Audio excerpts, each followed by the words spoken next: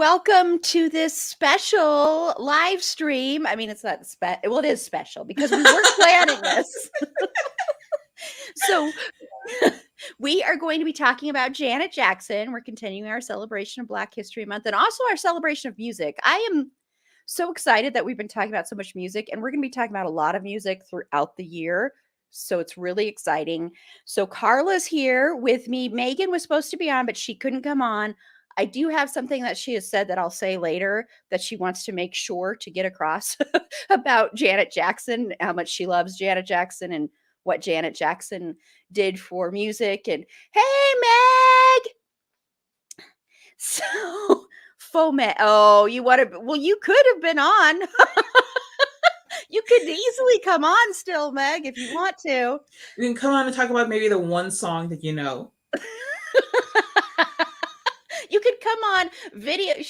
Meg was saying that she tried to do a dance. I can't remember what it was to. Hi, Panda. Hi, Panda. Yes. And so you could come on. You could do a video recreation of trying to do the dance. I would love that so much. Come on, Meg. Come on, Meg. I dare ya. But like now this episode is going to be 4 hours. Oh, that's true. Never mind, Meg. I'm kidding.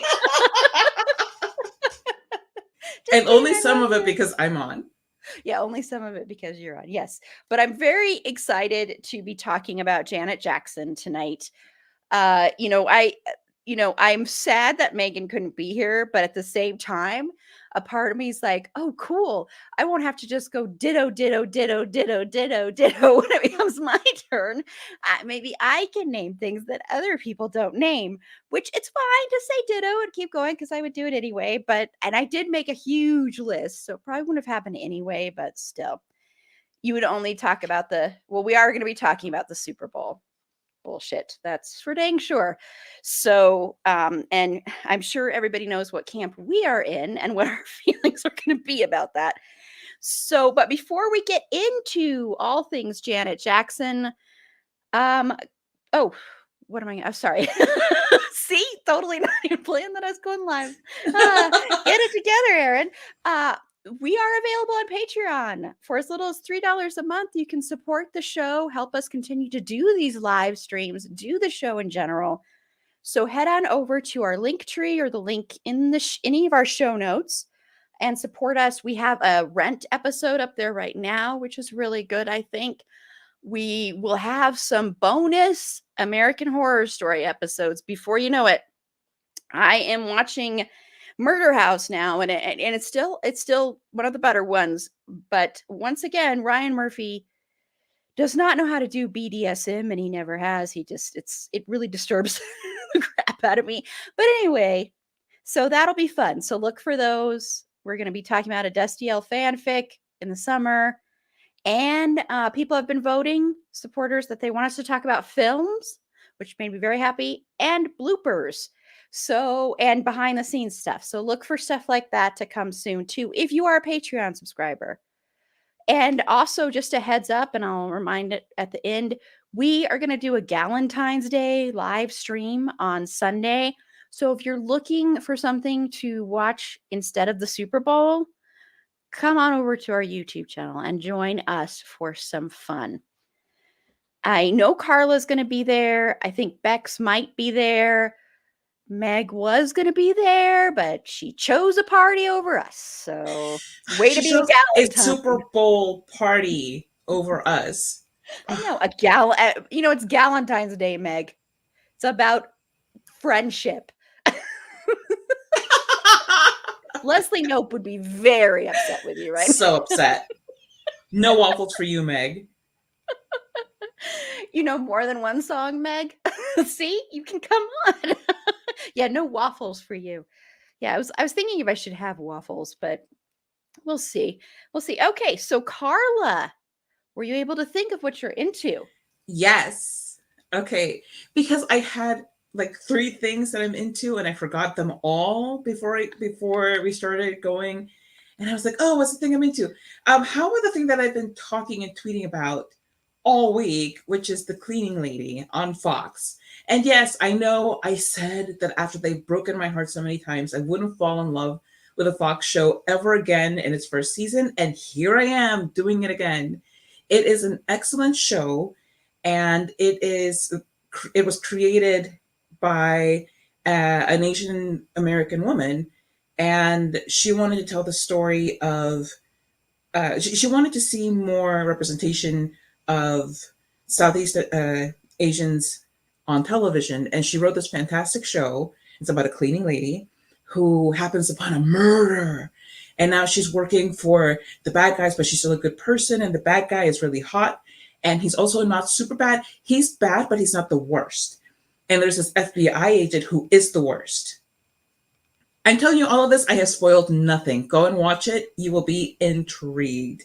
It's only 5 episodes in, so this is a perfect time to dive in. Also, that is not what I thought you were going to say. Oh, what did you think I was going to say? I thought you were going to say the new Jennifer Lopez, Owen Wilson romantic comedy, Oh, Marry Me, because I saw you tweet about that earlier, and I'm like, that's what she's going to say tonight. Well, so far I've only watched it once. So I'm like, let me get, although the music in it is really good. The music in it is fantastic. It's both J-Lo and Maluma doing awesome stuff. And then there's Owen Wilson doing his Owen Wilson stuff. Doing his Owen Wilson stuff. Owen Wilson did. Yeah. But it's okay because J-Lo is in it and she's luminous. Yeah, I'm going to have to check it out because I've been seeing, because at first I was like, this looks so dumb. I'm sorry, but I was like, whenever I see trailers, Oh, for I'm like, sure. this is the stupidest. And then I kept seeing all these tweets like, this is actually really good. So it is. It's really sweet, but it doesn't go into a lot of the tropes that can make a rom-com really cheesy and bad. So I would be interested to know your opinion on a particular part of it. So let me know when you watch it, because there's something that I think that will bother you, but that won't kill your liking the movie. Ooh. I've raised the stakes. Yeah, now I'm really curious. Yeah, and Meg said, I love that you think the party I'm going to isn't my friends. Well, they might be your friends, but they're not as good a friend as we are. I mean, there's tears. Yes, seriously. Which party am I going to be at? Yeah, you're gonna be at the good party. Meg's yes, I'm gonna be at the good other party. Like with Super Bowling and like food and stuff. Yeah. Who needs that crap? Exactly. Well, what I'm into is, well, first I want to say, Bradley, I know you were nominated for an Academy Award for producing for Nightmare Alley. So, hello. Remember, I'm here. I'm available.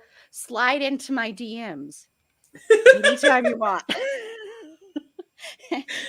I'm picking out my Oscar dress.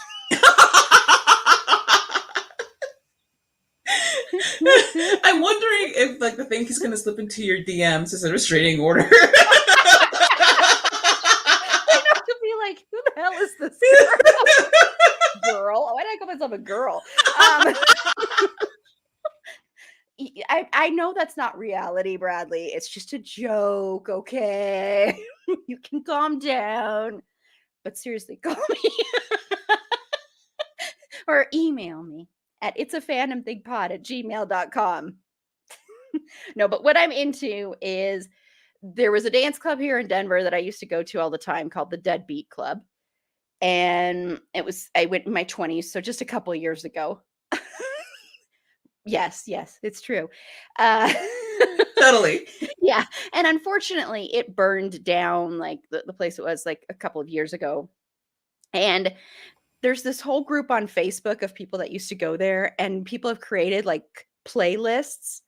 And so I've been going down memory lane, listening to songs like You Suck by Consolidated, which, ladies out there, go listen to this song. Men, go listen to this song and don't get so scared. It's about, women taking control and saying, you're going to pleasure me down there. It's a great song. It's an amazing song. So go listen to that one. So that's one of the great ones. And then there's also the funny song. Oh, I didn't write it down, so never mind. Forget that part. It's a mystery song. You had to be there. Yeah, you had to be there, okay? But if you were there, you know what I'm talking about. Okay, so let's get into Janet Jackson. And what we're first going to start out with is, and I said name three max. I'm still keeping it. Yes, Fine, Aaron. Fine. I'm still keeping it to three. But Carla, what are three of your favorite songs? Or you can say albums, although I kind of want to go back to just three songs because I'm worried. Yes, I will tell you one of my favorite albums, and then I'll talk about each and every song and why it's so meaningful to me. No, I'm not gonna do that. I'm not gonna do that. I was like, oh, it would be really funny, but it would only be funny to me. So Okay. I'm gonna mostly stick to this.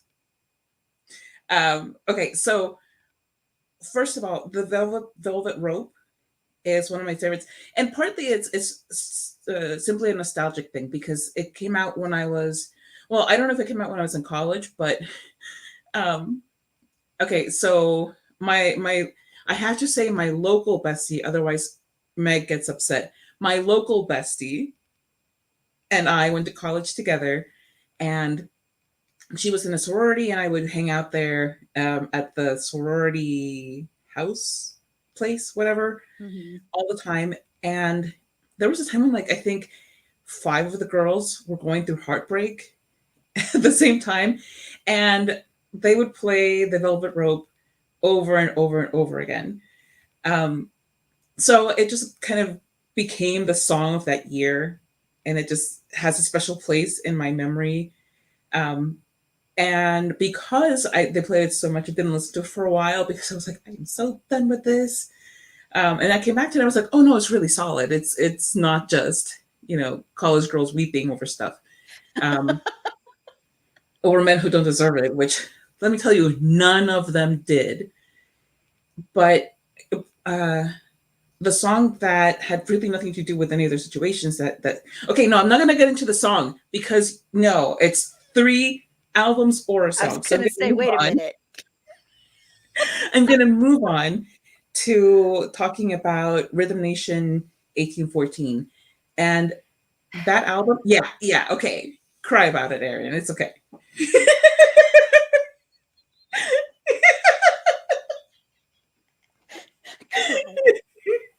um, I love the entire album. It's one of the first albums that I remember really getting into just all the way through. And I never owned it. That was one of the weird things about it, is that I never owned the album, but I had a friend who did, and like the thing in the 80s and 90s where you go to each other's houses with your CDs or your cassettes and like play music and whatever. So that's what we did. And I didn't realize how big a fan I was of this album until recently, that I was making like a list of all kinds of songs that I liked from the 80s, and there were like five songs from this album on it. And I was like, oh right, because they're all amazing and they're all by Janet Jackson, who is amazing. And then the last fave that I'll mention is from Control, actually, and it's Black Cat, because that song is absolutely amazing. Oh, Aaron's gonna be like, damn it, there's only one person and she still managed to take everything. No, you Everything. didn't. I love Okay, it. good. So Black Cat is so different from most of Janet Jackson's entire catalog.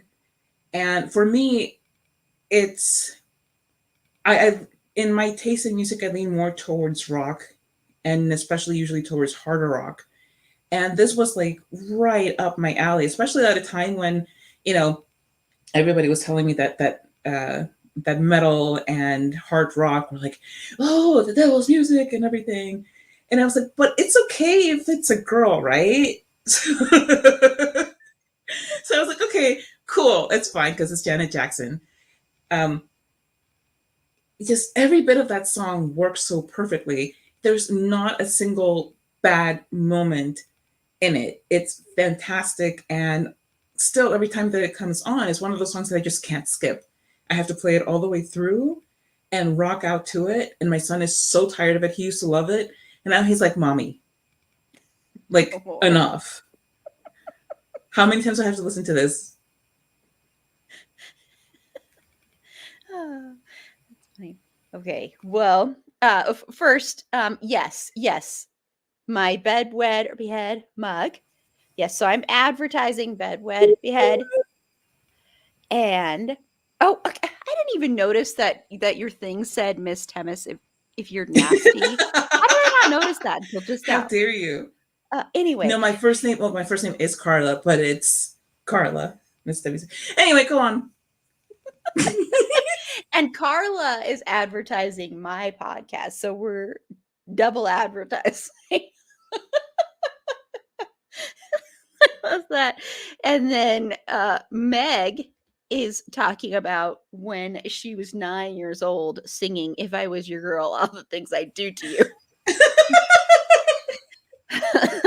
Yeah, you had no business singing that. And it's one of the songs she wanted to sing at assembly. Oh, Meg. Sweet, innocent 9-year-old Meg.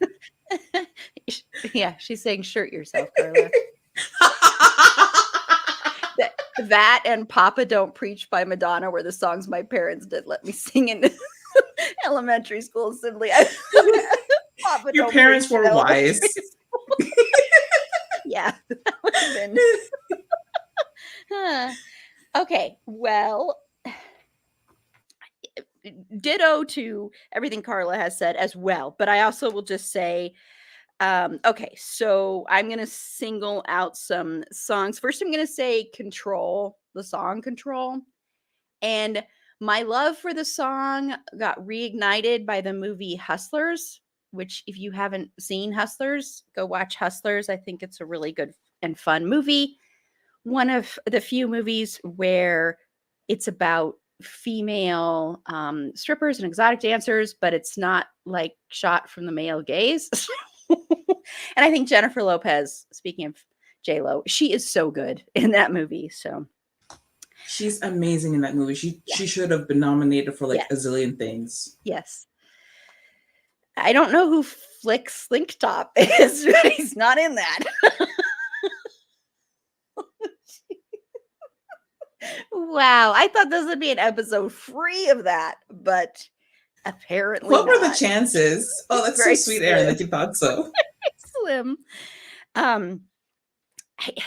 It's hard because some of these I want to mention for videos too, but I'll just mention for videos too anyway. Nasty. I do love that song. I'm not going to go into it too much because even though Carla will probably take it from me, it'll be mentioned in a few minutes when we talk about music videos. Every Time from the Velvet Rope. I love that song a lot. Miss You Much and When I Think of You are my two favorites, honestly.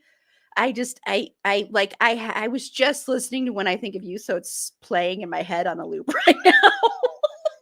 Like I'm having to stop myself from singing it. So I love those two.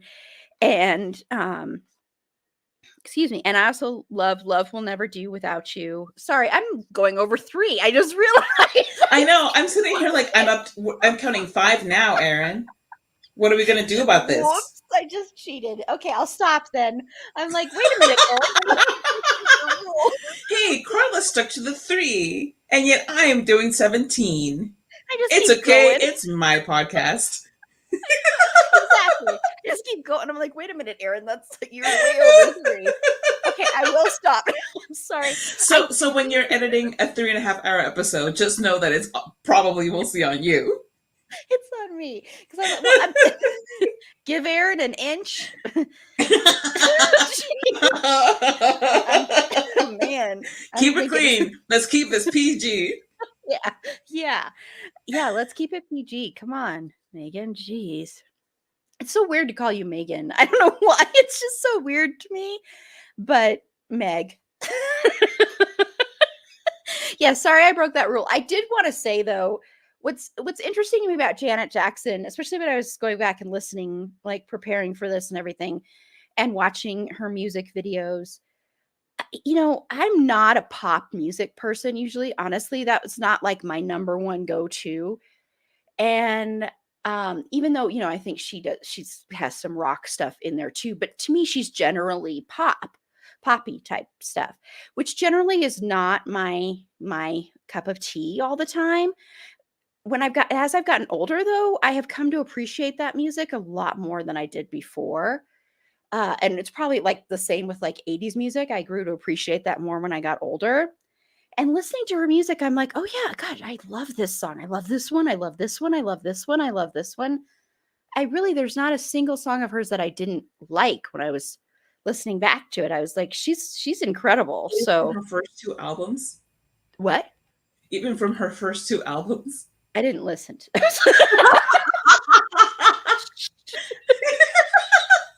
Then I took one for the team, and I can tell you, don't bother.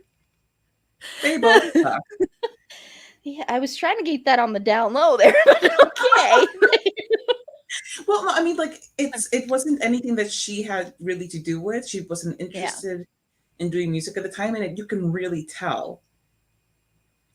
Yeah, I mean, well, that's a lot of what she ended up doing with her life was at first, she didn't have any control over. It was a lot of her. Of course, we all know the history of the Jackson family, and especially Joe Jackson and all that. So we know that stuff. But I think for her, I was watching little segments. Unfortunately, I don't have cable, so I wasn't able to watch the Janet Jackson documentary, and I didn't see it streaming anywhere unless you have live TV, and I don't. But I did watch clips and little things like that. And, I mean, she's like still, she loves her father, and she's very forgiving and very, but she didn't want to do a lot of stuff. Like she didn't want to be in fame at all. She did not want to do that show. And it wasn't because of the show, it was just not her thing. So I think that happened to her a lot. And I think you can tell in her music as her music goes on. I mean, it's clearly written in a lot of her songs, her pushing back and wanting to take control of her career and her life. And I think that's something she's always kind of fought for. Um, you can definitely see that. And that's why I think her music gets better, because a lot of it's more her having a say in it. So, okay. Well, now we get to music videos. And I think her music videos are incredible. I was watching, it's like they're just all just a big story. And some of them, I just, I'm sure they're all going. Well, that's okay. I can go over the three because I've already decided. Just kidding. Just kidding. Tell you what, Carla, why don't I do three, then you do your three, and then I'll do three more. And then that way it's technically kind of in the rule. Yes. Just kidding. Well.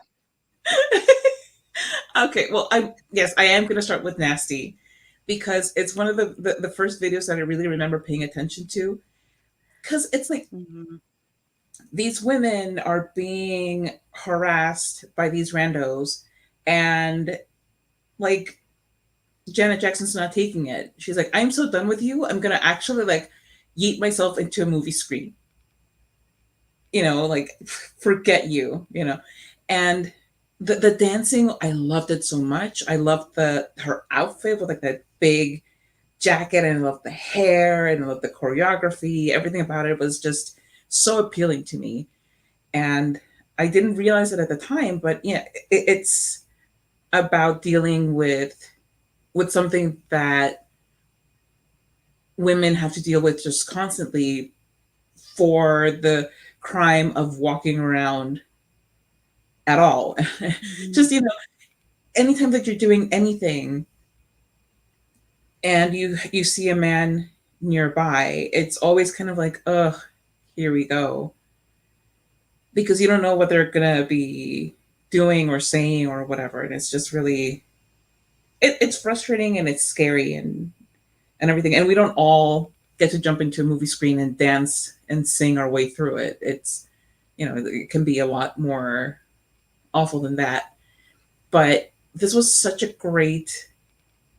First of all, it's just a great song. It's so much fun to listen to and to dance to, and to get sassy with.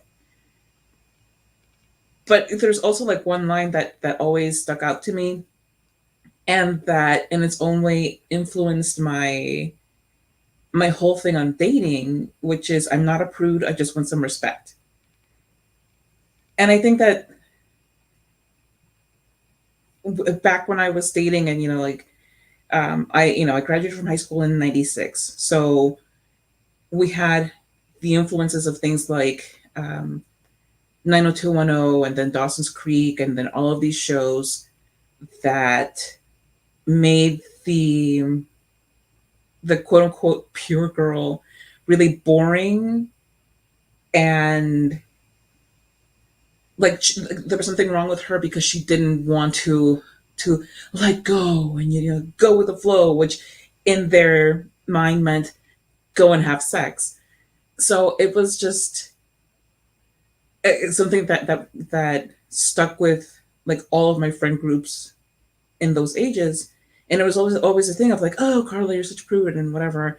And I kept insisting it's not about prudishness. It's like, this is just who I am. This is what I want. So at least for me, like having that in my mind, I'm not a prude. I just want some respect, was like a reassurance.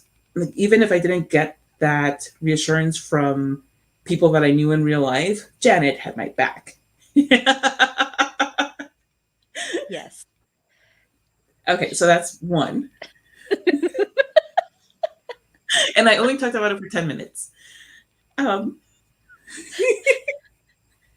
um, and another one of her videos that I loved, and it's not a like an actual like produced video. It's a what's it called, like a recorded version of a stage show of her song "What About" from the Velvet Rope album. And yeah, the lyrics are pretty clear as to what the song is about. It's about um, uh, abuse in a relationship and trying to leave that relationship, and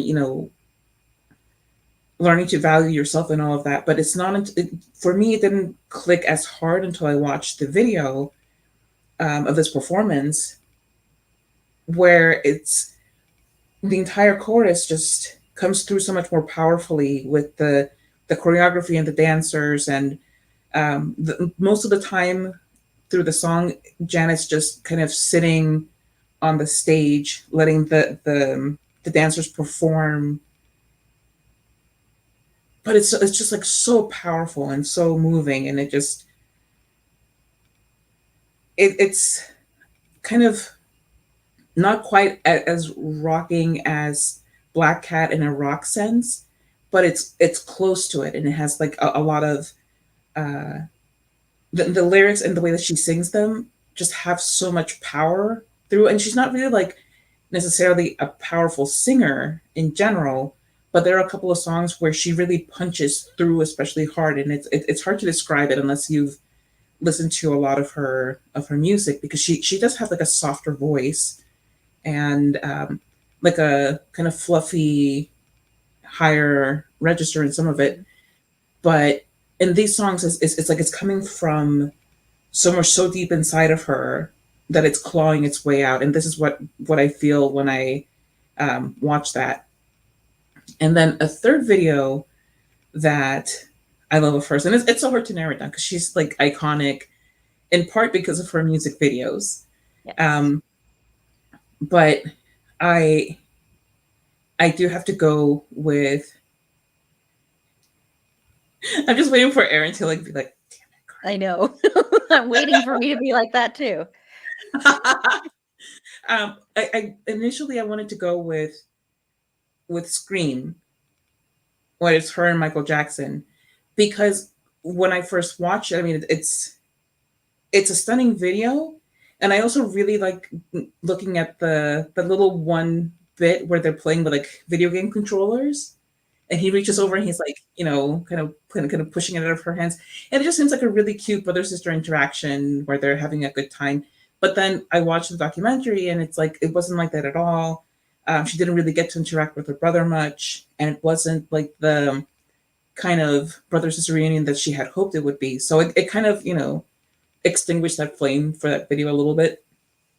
And an ever reliable and amazing backup is Rhythm Nation.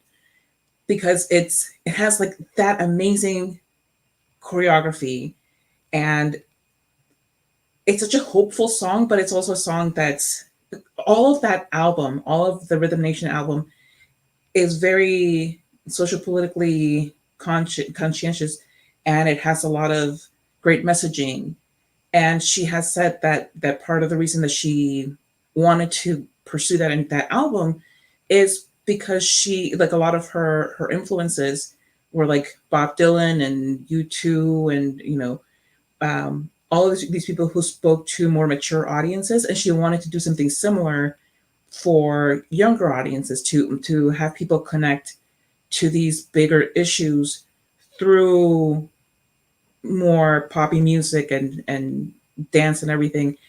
And all of that really comes across in the video and in the choreography and in the message that, we can work together to make this world better. And it's a very utopian kind of view on that. And it in that sense it's also very naive, but it's also very hopeful and uplifting. And I love that. And it's just one of the best choreographies in any video. Mm-hmm. Yeah, those were all on my list, but that's okay. Which is why you made a mega list. Yes, and I can always say ditto, and I feel the same way, and I can add There other you go. things to it. So, And then you have lists to edit. So yes, yes. Um, well, of course, I mean, I'm gonna go. Let's see. Sorry, I'm looking at which one I want to say here because I have a lot of it written down. Oh, what have you done for me lately? I really like that video also because, it all takes place in like a little like cafe restaurant place. And what I love is there's a part where it turns into like people don't turn into cartoons or comic strip characters or anything, but the restaurant ends up becoming like that, like a drawing and everything. And it really reminded me when I was rewatching it today of Aha's video Take on Me. What I liked about this is it's like that same kind of thing in a way, except it's more to this, like, what have you done for me? And very much taking control, and the dancing is so good. All the dancing in her videos, I want to say her dancing is incredible. The choreography and all the dancers she has with her are amazing. Like, I wish I could dance like that because I love dancing, but I'm like, I'm trying to when I'm watching it. I'm like, I'm so glad no one else is watching me do I have this. like I have like 4 left feet. It's really pathetic. Yeah, Carla and I could do a little dance off right now. But just And make sure that we have somebody like watching with the phone in their hands ready to call 911 for us. that's hilarious. Meg could join us. We'll just have a three-way, not a three-way, a three-way. Aaron PG. Sorry. Um, I also think, did I mention Escapade? I think Escapade is really fun. It's a sweet video, and it's a little bit more on the lighter side for the album that it came from, but it's really fun. I really like that video a lot. I think When I Think of You is a blast. It kind of, for some reason, reminds me, even though I don't like West Side Story, for some reason, the way it's done reminds me of that. It's like a play and a musical come to life in the streets, and it's funny that in the end, like, the neighbor that keeps complaining about everybody making noise gets arrested instead of the people dancing around, and that's just kind of cute. And I know I said 3 only, but I'm throwing in Control really quickly just because it's like a 9-minute video. Oh, so we have exceptions from when the video is twice long as a standard video. Got it. Noted. Well, I just think it's important to say because it's like a whole story. You have the whole opening thing where she's trying to break free from her parents, and all this stuff and gain control. And then you see her on stage performing, and all those men around her. I have to say, I was like, some of them were kind of gross. I mean, they were just like grabbing her butt and anyway, men. But there's something about her.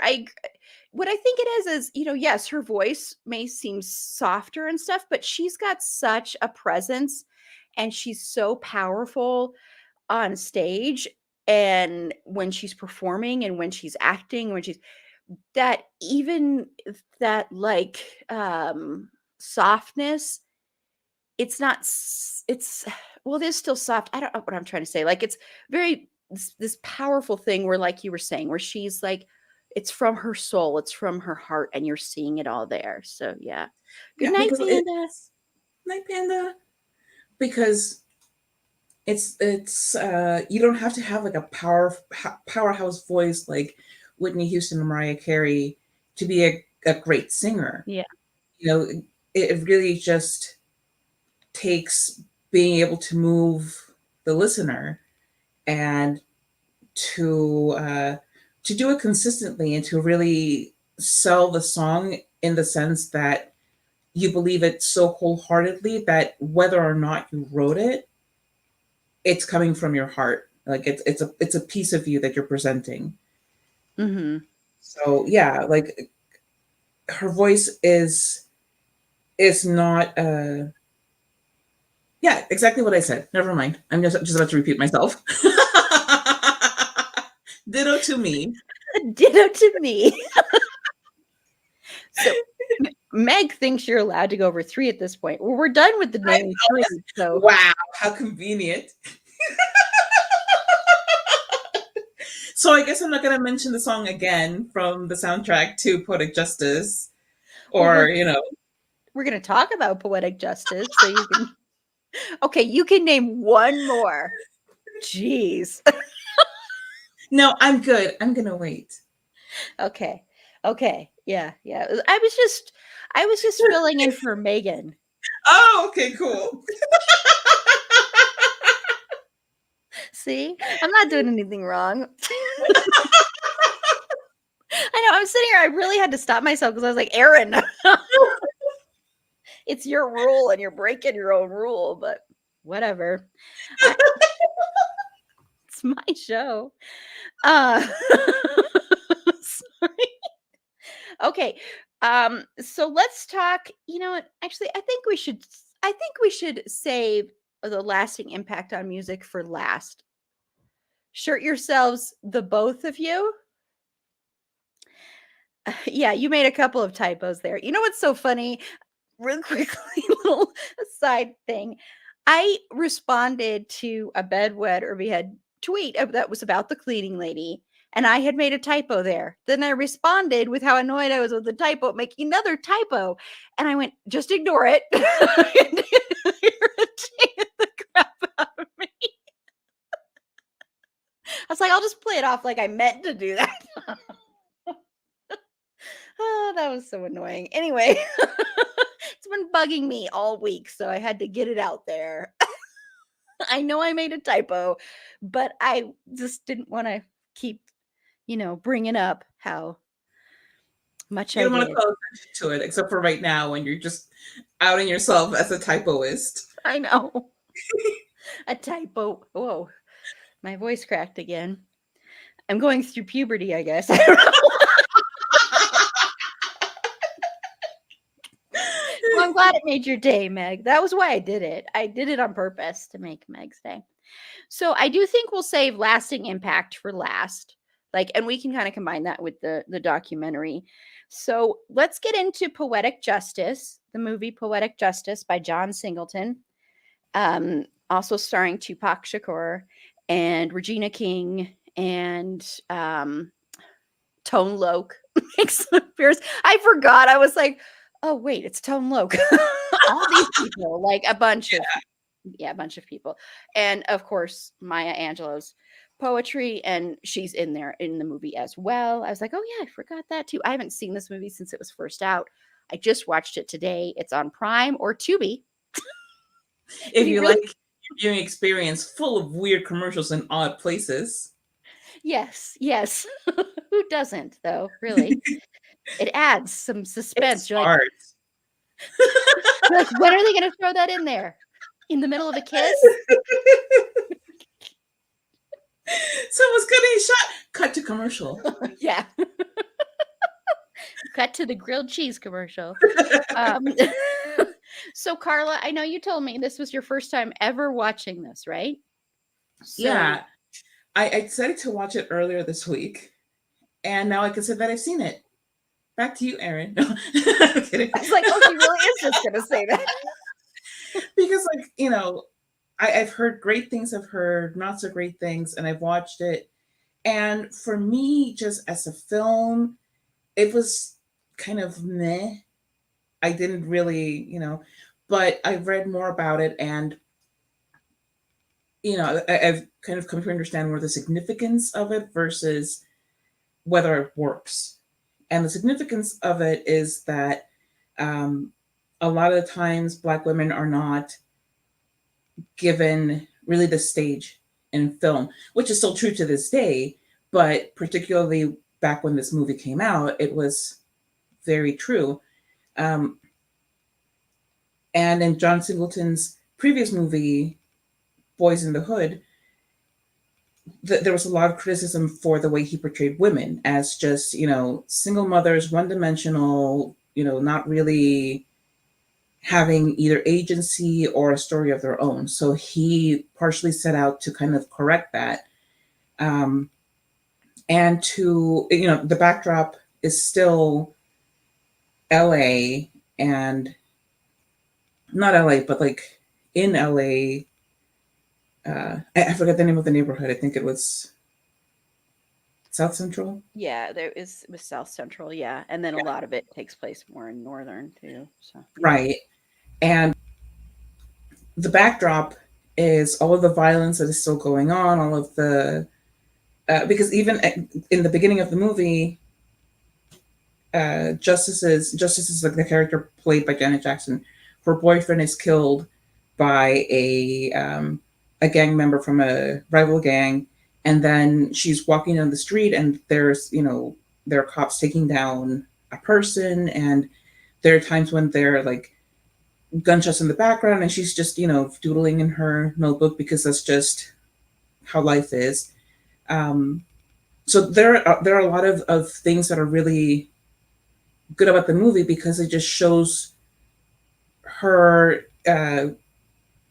dealing with grief, moving past it to open her heart up to somebody else, and the quintessential story of snooty girl and the guy who's kind of into her but is kind of grossed out by her snootiness, and then they go on a road trip and they start to fall in love.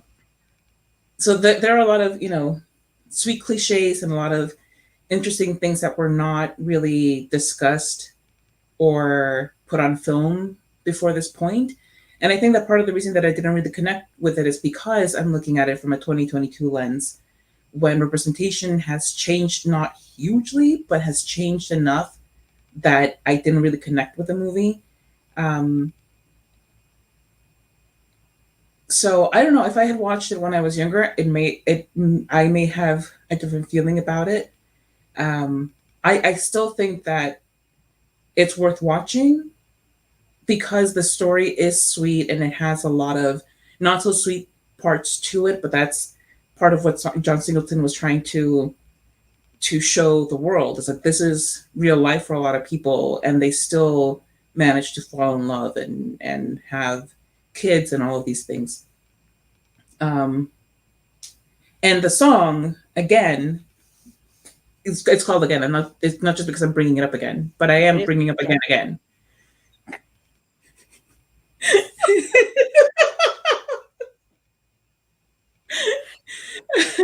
um, it's a beautiful song and it's so poignant, and that moment in the song where her voice breaks, it breaks my heart every single time.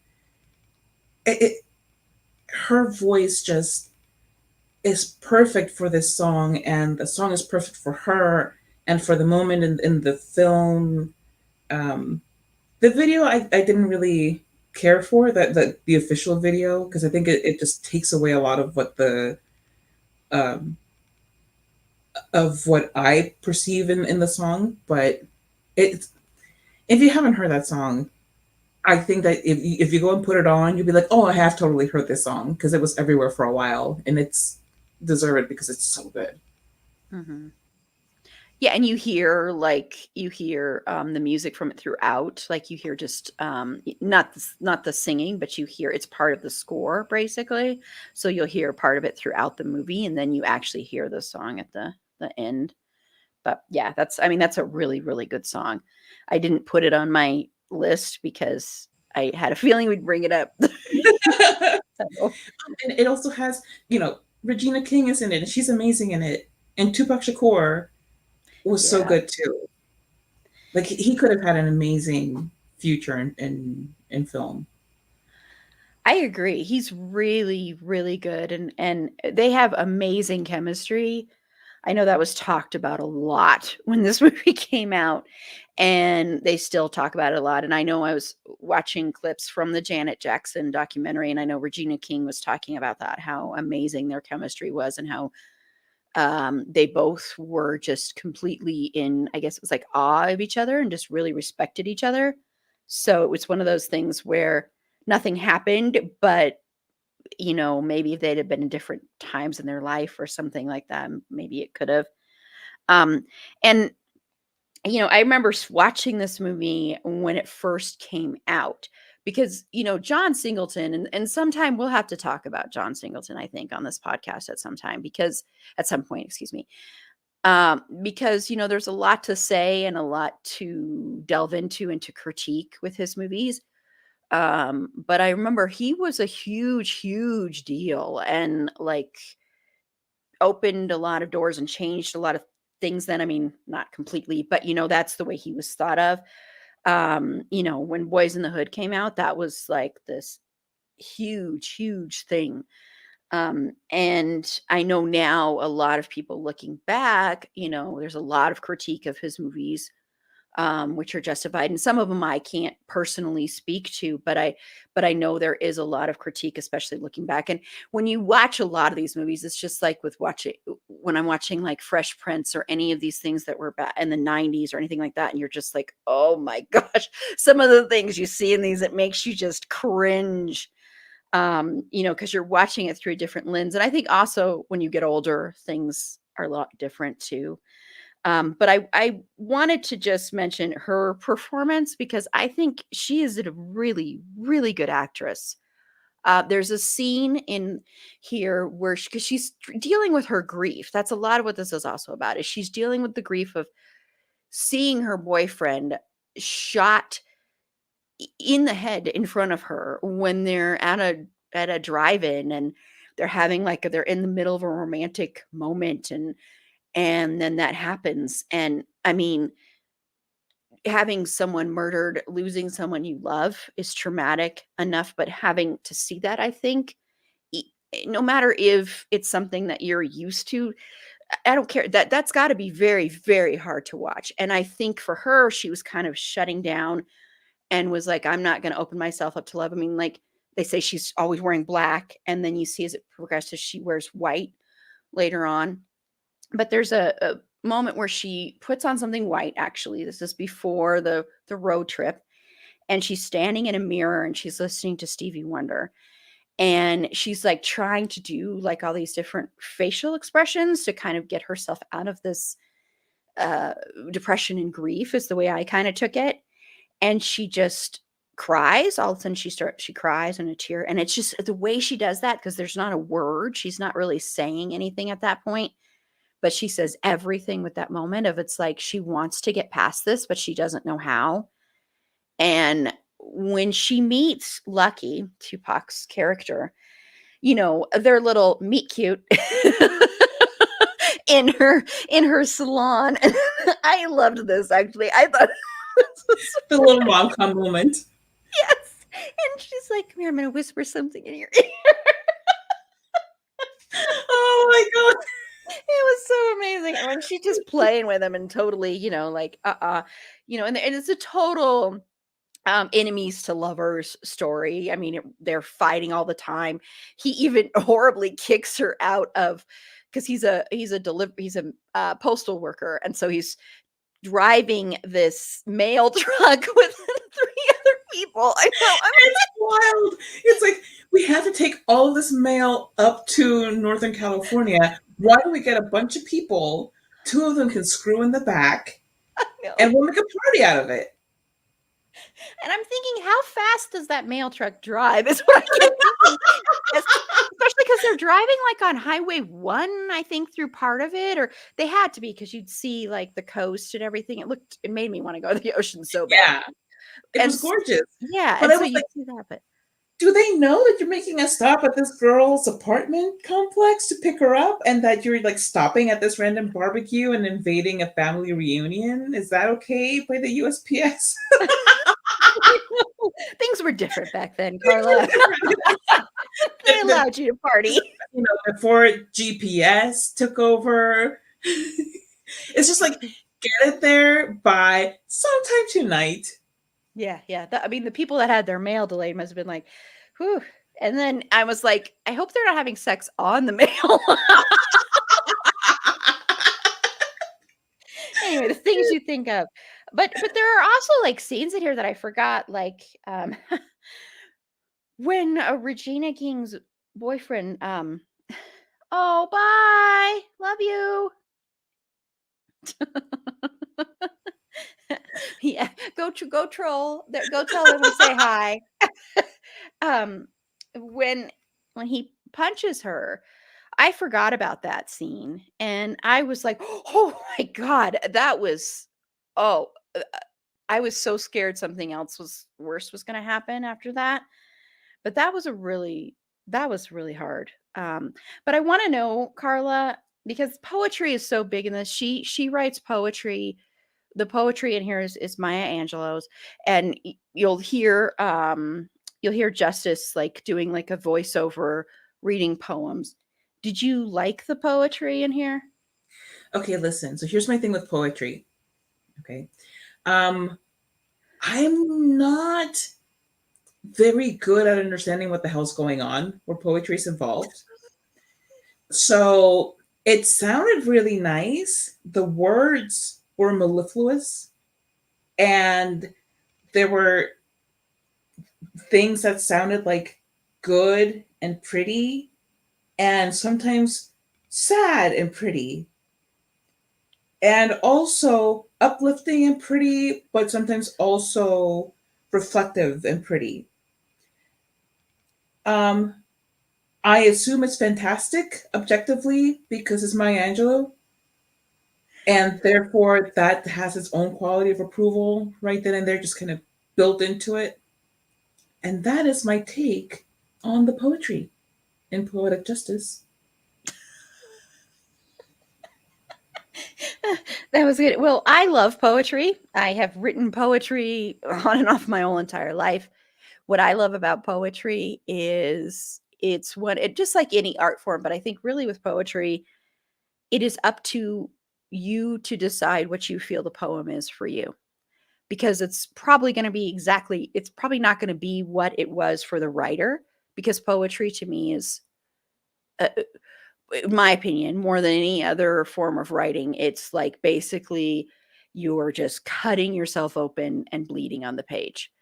And that's the way I've always viewed it. And that's why I've always loved writing poetry. It can be painful. And, I've written a lot of very dark poetry. My poetry is very dark. Um, and, it's gotten me in trouble when I was a teenager because it was so dark. Seriously. Um, but I love poetry. And, I used to have like my own poetry writing group that I created where we would meet at a coffee shop. And yes, it's a stereotypical going into a coffee shop, cigarettes smoking, drinking coffee, writing poetry. Yes, I know. Very Were there cliche. berets involved? Were people No, snapping their fingers after you recited one of your works? No, but I did do that once. I did go to a slam poetry night once where I actually went, okay, I'm gonna get up there. And I got up there on Nice. stage. That was the most vulnerable thing I've ever done in my life because it was like, okay, here I am. Yeah, no, because poetry really is bearing yourself, Mhm. just putting it all out there. And that's the thing, like, I love writing it. I cannot get poetry from other people into my head unless I've read it a million times and it's been explained to me. No, I totally get that. I totally understand that. I think I love it also because to me it's music. It's just like music. I think that's what lyrics of music are, or poetry. So for me, it's the same kind of thing. But yeah, they weren't snapping, but it was a lot of like yes and clapping and very very encouraging and yeah, you do a lot of that talking back and yeah, it's a whole world. It's a world. I'm telling you, it's a whole I'm different I'm kind of environment. fascinated by it, and at the same time not very interested in participating because I would just sit there and be like, it sounded good. Some of it rhymed, some of it didn't. Both ways are fine. I have to tell you, I went to a poetry slam once as a first date with somebody. I do not recommend that. Although it's a great way to gauge whether they have tolerance for things that they may not get. Very true. Very true. Yes. Yes. He was a nice guy, but it was very weird first date to have. I have to tell you, that was not really because you couldn't talk either. It was kind of. Right.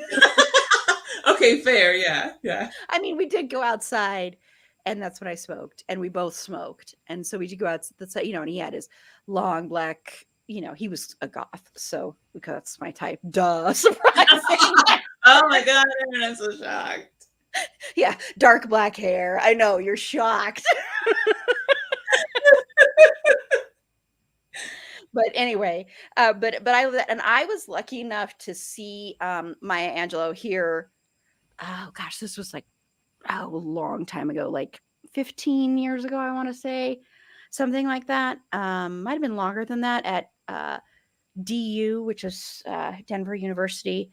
And that was incredible. That was an amazing experience. I feel very lucky that I got to see her and listen to her words. And to listen to her words in person is a lot more powerful than listening to them anywhere else, I have to say. So, yeah. And then I also want to just say I had some trouble with Lucky because Lucky was always wearing a white socks. That was the problem with Lucky. I That was knew the there was only something about problem. him. That was the only thing. Otherwise, perfect. However, his choice in sports teams leaves a lot to be desired. I know. I was like, am I really seeing that? Am I really seeing that? And I did write that down in my notes. I just went white socks. Because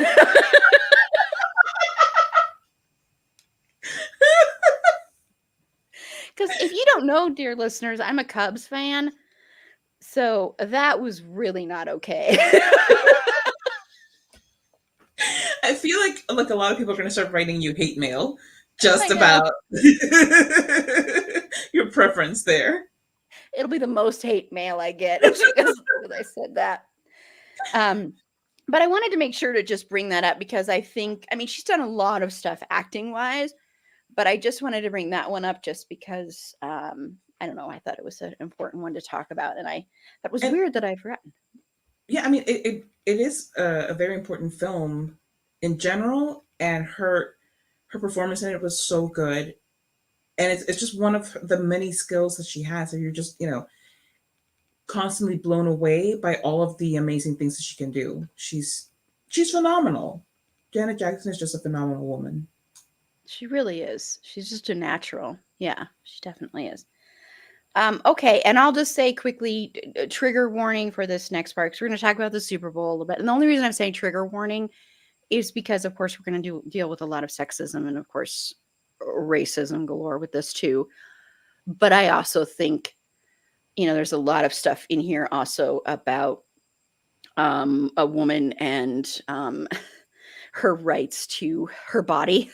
So, and violating a woman's body and her choice and stuff. I think that also goes into this personally. So, I'm sure you remember when the Super Bowl incident happened with her and Justin Timberlake.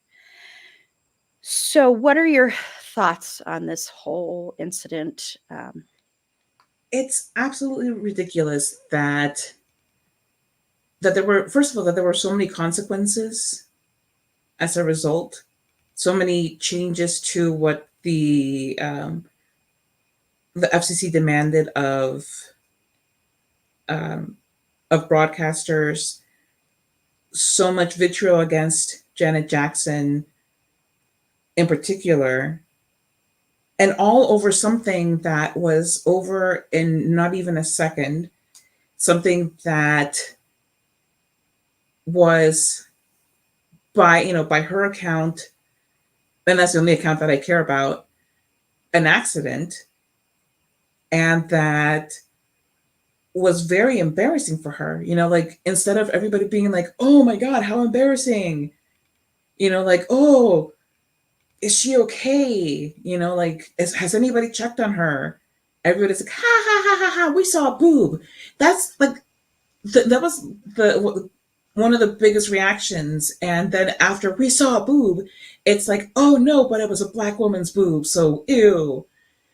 And that, and I know that I've talked about it before on this fandom thing, about how so often the relationship between sexuality and black women is made to be so complicated because of so much racism.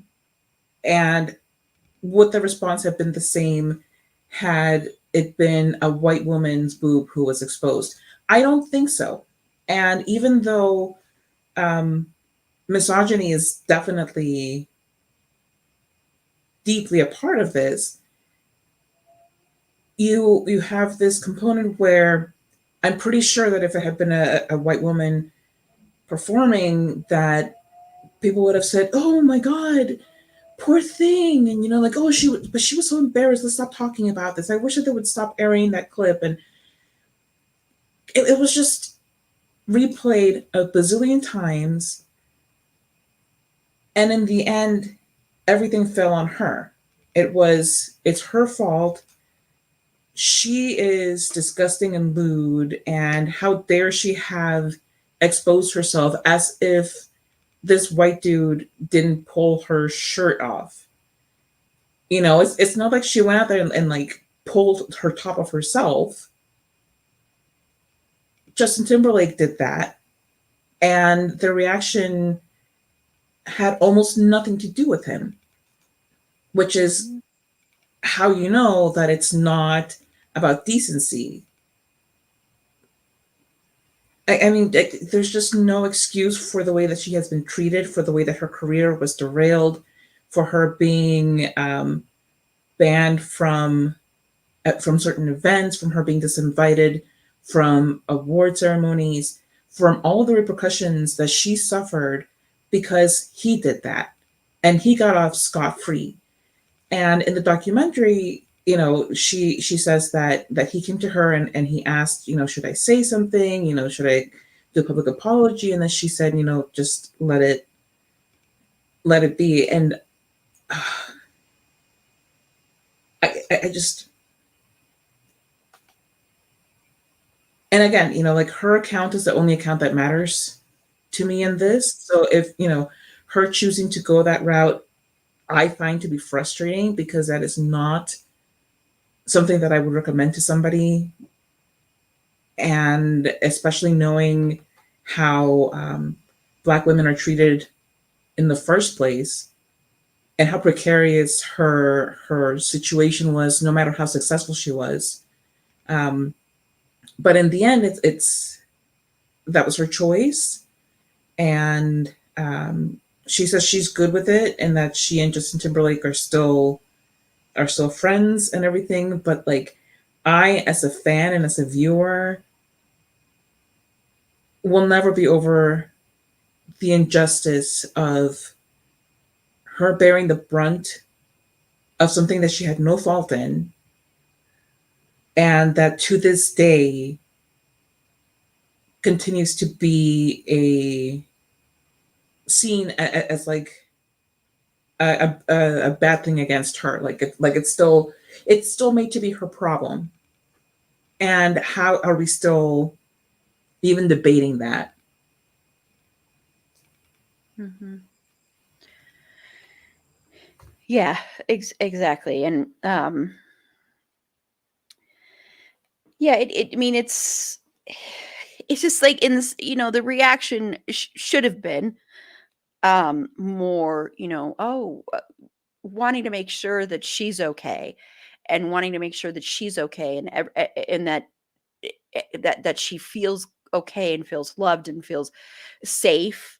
Especially the safe part, I think, more than anything, because that's millions of people seeing that brief moment and judging you the way they judged her. I mean, it's disgusting. I remember the next day being at work and, trying to have an open dialogue about this, and all of my coworkers saying, "You don't know what you're talking about. We have kids, so this was horrible and disgusting." And I'm like, "Okay." I'm like, I know I don't have kids, but Right. It's like, oh no, we accidentally saw a piece of boob for less than a second. I know. I was like, serious. In what way? First of all, like, do your children not know that boobs exist? Is this an anatomy problem? Like, do your children?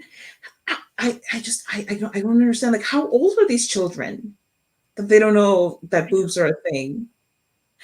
I know, they're like, "Well, we have young kids," and I'm like, uh, yet you're letting them watch a game where people like attack each other on a field, could Yes, could cause serious brain damage. You're okay with your kids seeing you're that, okay but with that. You're okay with them watching the cheerleaders, right? Who are that doing too. far more who are far less clothed often, and who are doing far more sensual, suggestive things. And that's not to put the cheerleaders down, but to put down these parents who would compare an accidental reveal of a partial nip that was mostly covered in a shield. Mhm. But oh wait, sorry, I keep forgetting that she's black, so my Yeah, bad. that's exactly what it was. I mean, no one, of course, said that outright, at least not that. I mean, I'm sure people did say that. I'm not saying people didn't say that. And the fact that she wasn't invited to the Grammys and yet he was invited to the Grammys. The fact that her career took a hit and his career only continued to prosper is disgusting. I mean, it's just disgusting. And I mean, yes, I respect what she is going to say, but because it was her body, it was her that was there. She had to deal with the aftermath. Um, eh, I just, I don't think Justin Timberlake is a good person with the way that that was handled. I just don't. I just can't. I mean, you're muted.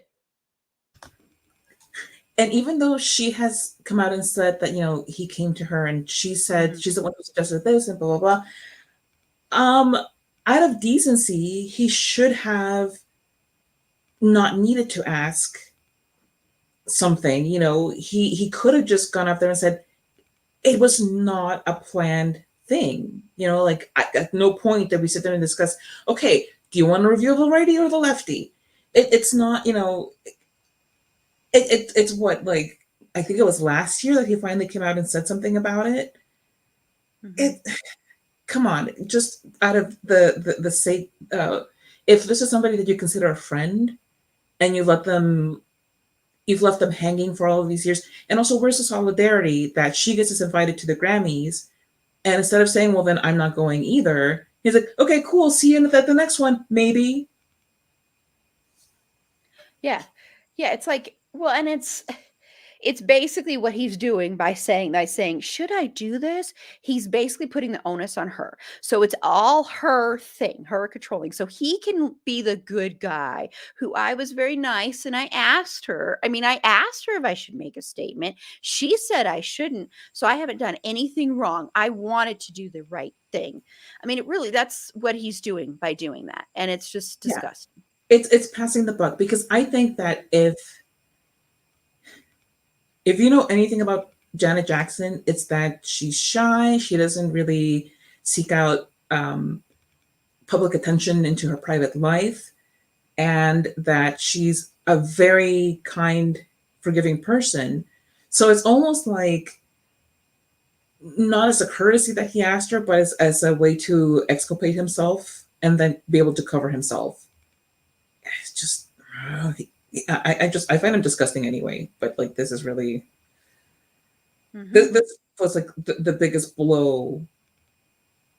Well, this is the Britney thing, where the biggest blows to my perception of who he was as a person. Yep. Agree completely. Yeah, yeah, it's just yeah, and, Janet Jackson dealt with a lot of, body shaming throughout her life, and to me, this is just another one of those, incidents. I mean, it was a lot of when she was on Fame, there were all those horrible rumors that she, like, gave up a child because she'd gained weight when she was on birth control, and, I mean, Sh anyway, that's I could do a whole thing about that. We'll have to do a whole thing about body issues and stuff because she's a beautiful, amazingly beautiful woman, and, it's just sad to me that it's not surprising, but it's just sad to me that she has to take the brunt of the suffering for this, and it's more like a joke for him. It's more like, "Oh, that funny little moment." Right. Mhm. Yeah. Yeah. No. Mm-mm. No.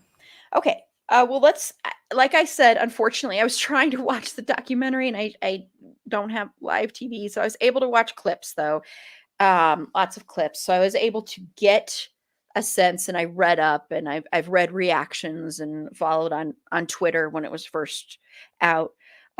So you did watch the whole thing then, Carla? Okay. So what are your thoughts on the documentary, the Janet Jackson documentary? I thought it was very interesting, and I really liked that it's an actual documentary in which she had a say, that it wasn't something that somebody put together behind her back, and whatever. Like, she got to speak her mind and say her piece, and she had the support of just a whole legion of people, um, who, whether they're in the public eye or not, um, have mattered to her professionally, personally, or both. Um, there were a lot of really revealing moments, really interesting things where you get to know more details about things like her marriages and her relationship with her family. And the impression that you really get out of this is that, like I said, she's very shy. She's also very determined. And that's one thing that people, I think, often get confused about. Shyness does not mean that you're not in control of your life, or that you don't have a say in your life. It just means that I don't want to talk to you about it. That's really what it comes down to. It's like, you're not part of my inner circle. Why would I want to be talking to you about it?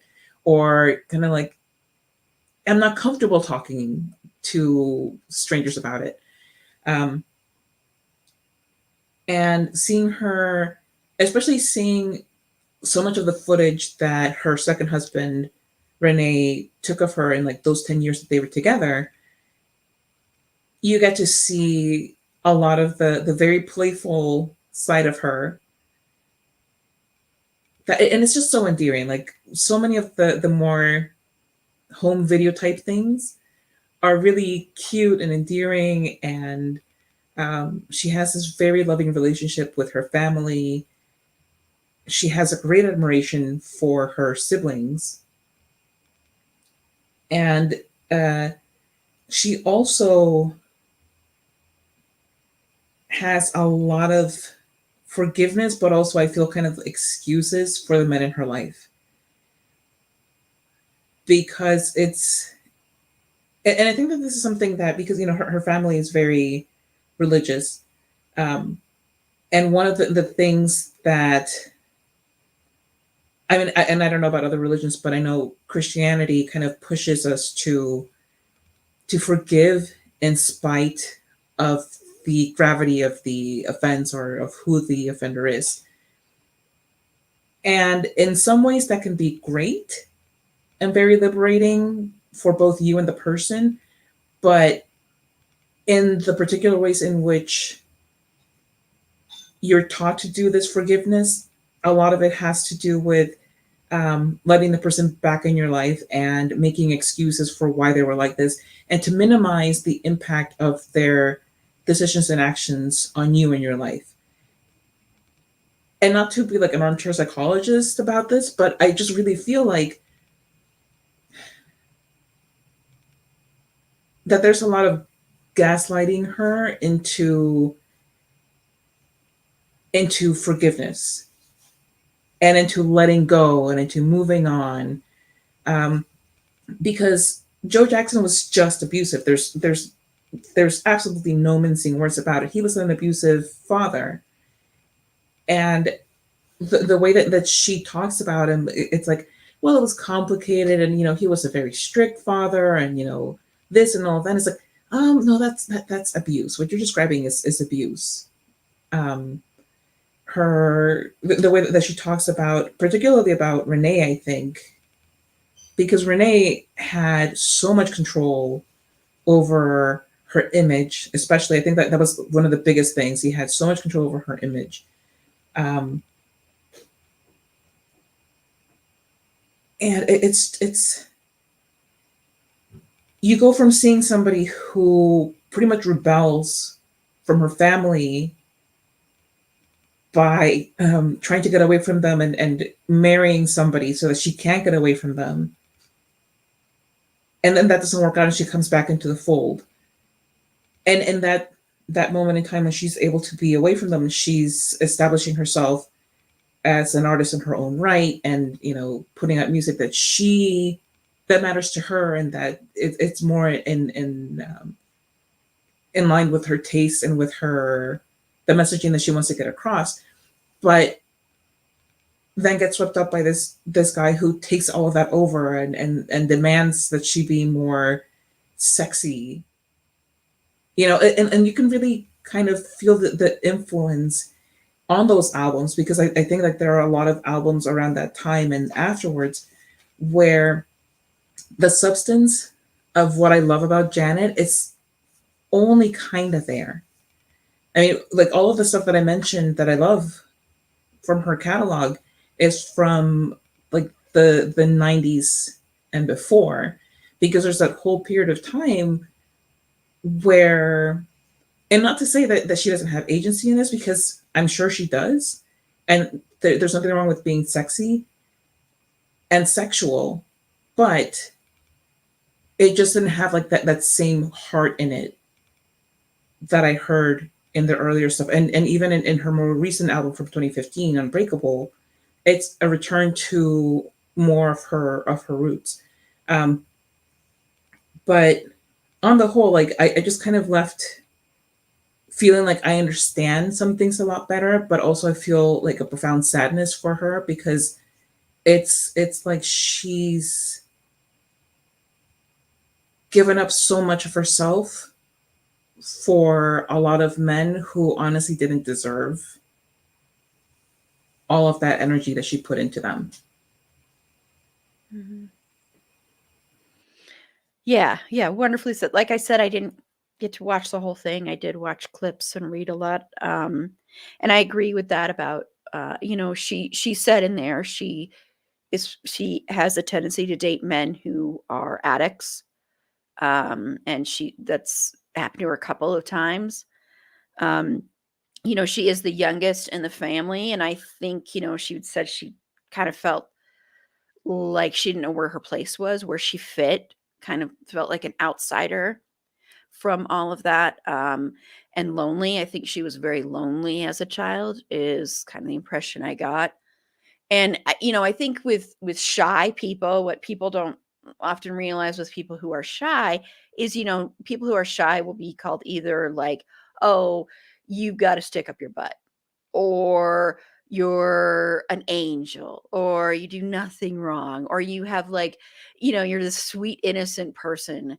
And I think a lot of times people don't think people that are shy are powerful people at all or have any kind of power. And I think, unfortunately, I think a lot of people think that of Janet Jackson.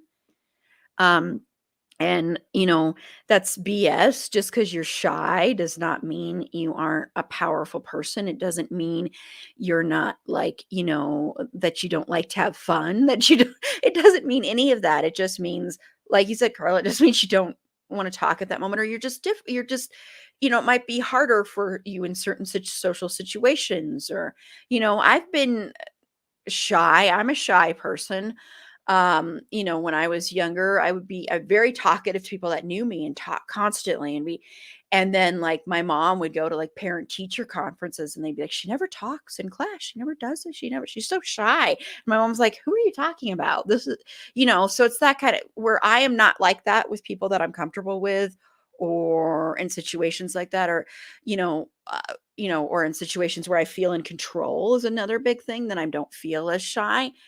And doing this podcast and getting older and everything like that is, kind of broken that shy mold. But when I was younger, it wasn't like that. And that's why I turned a lot to performing. And I wonder, even though she didn't always want to do this, I wonder if that helped her a lot with her shyness in some respect of being able to perform and to get out there, because a lot of people don't realize a lot of actors are very shy people, like incredibly shy people.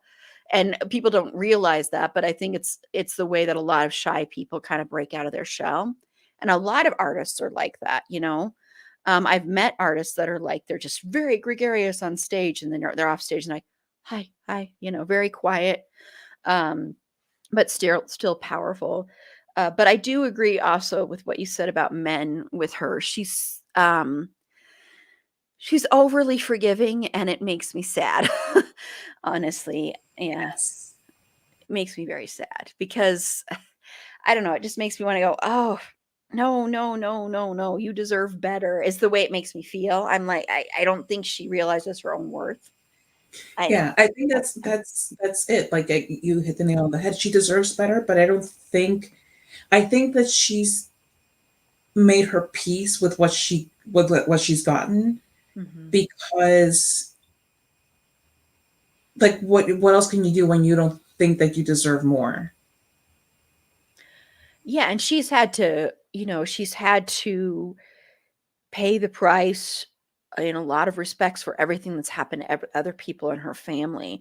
I mean, in particular, really big with Michael Jackson. I think that's the big thing. I mean, she talked about that a lot, that with the accusations against him, people basically said, well, you're part of you're part of it too then, even though it's not about her, it's about him. And so I think that that's a very, very hard thing to live with, especially if you're someone that, with religion. I think that's a big part of it. Is I think sometimes, religion is not always a great thing, and religion is used as an excuse to forgive a lot of crappy and horrible behavior. And I think, unfortunately, she's had that instilled in her for so long that there's a part of her that can't break free from that, and she's still, I think, and I don't know this. This is just, like Carlos said, armchair psychologist here. But it's kind of like I feel like there's a little part of her that's still that little girl who's struggling to find a place in her family. And I think she feels afraid to at all say anything bad about her family because Yeah. she doesn't want to miss her family kind of thing. Yeah, well, So, I mean, Joe has been dead for how many years now? mhm. And even so, there's not almost anything that you can find Janet Jackson having said negative about her father. Latoya, on the other hand, who has been a lot more vocal about the treatment that her father gave her and her siblings, is you don't hear, like, she was an interview for this. I don't know what their relationship is right now, but I know that she was estranged from the family for some time because she was not shy about saying no, what Joe was doing was wrong. Mhm. And I don't know if that's something that Janet was like not looking to do in her life, be estranged from from her family in that way. But it's just really sad. It's really sad to see because she is a glorious human being and she deserves better than what has been handed to her and what she has accepted. Yeah. 'Cause she really, like, radiates light. I mean, she really does. You just watch her and she radiates light. Yes. It's really a beautiful thing to see, and that's why it makes it so, like, Yes, it's so frustrating because like you just want to go and give her a hug and say, "Look, Janet, Mhm. you're amazing. You're amazing in your own right." It's, if you had never set foot on a stage, if you had never sung a single note, you're still an amazing human being, and you deserve and deserved and deserve it for the future to have the people around you appreciate you fully. Mhm. Yeah, no, totally, totally, and, of course, we'll close out with I might, because of time, we're actually look at this, Carla. I Uh know. Setting records over here. so I may be like, "Okay, we can go ahead and name some more songs," or Carla, because I already went over my 3. Um, but of course, she's had a lasting impact on music for sure. So I definitely want to talk about that, and then I'll give Megan's words here too. But first, what are your thoughts on Janet Jackson's lasting impact? Okay, well, first of all, let me just read off her achievements. Okay, in her 45-year career, she has had 7 number 1 albums on the Billboard 200 albums chart, 10 number 1 songs on the Billboard Hot 100, 18 consecutive top 10 hits, 5 Grammys won out of 26 nominations. Um, she was the first female artist to be nominated for Producer of the Year, the first artist to be nominated across 5 musical genres. She has won 11 American Music Awards from 34 nominations and 11 Billboard Music Awards for 20 nominations. She has an Oscar nomination and a Golden Globe nomination for writing the theme song to Poetic Justice. And she won the first MTV Icon Award, and she's also received World Music Awards Legend Award, and is one of the few female R&B artists inducted into the Rock and Roll Hall of Fame, and has received the GLAAD Vanguard Award for her support of the LGBTQIA plus community. Those are just the achievements on paper. What we when we look at the landscape of music since she shut her Joified Janet Jackson image, you look at everybody talks about the influence that Michael has had on videos, and yes, not to say that he hasn't, because clearly he has, but her impact is no lesser.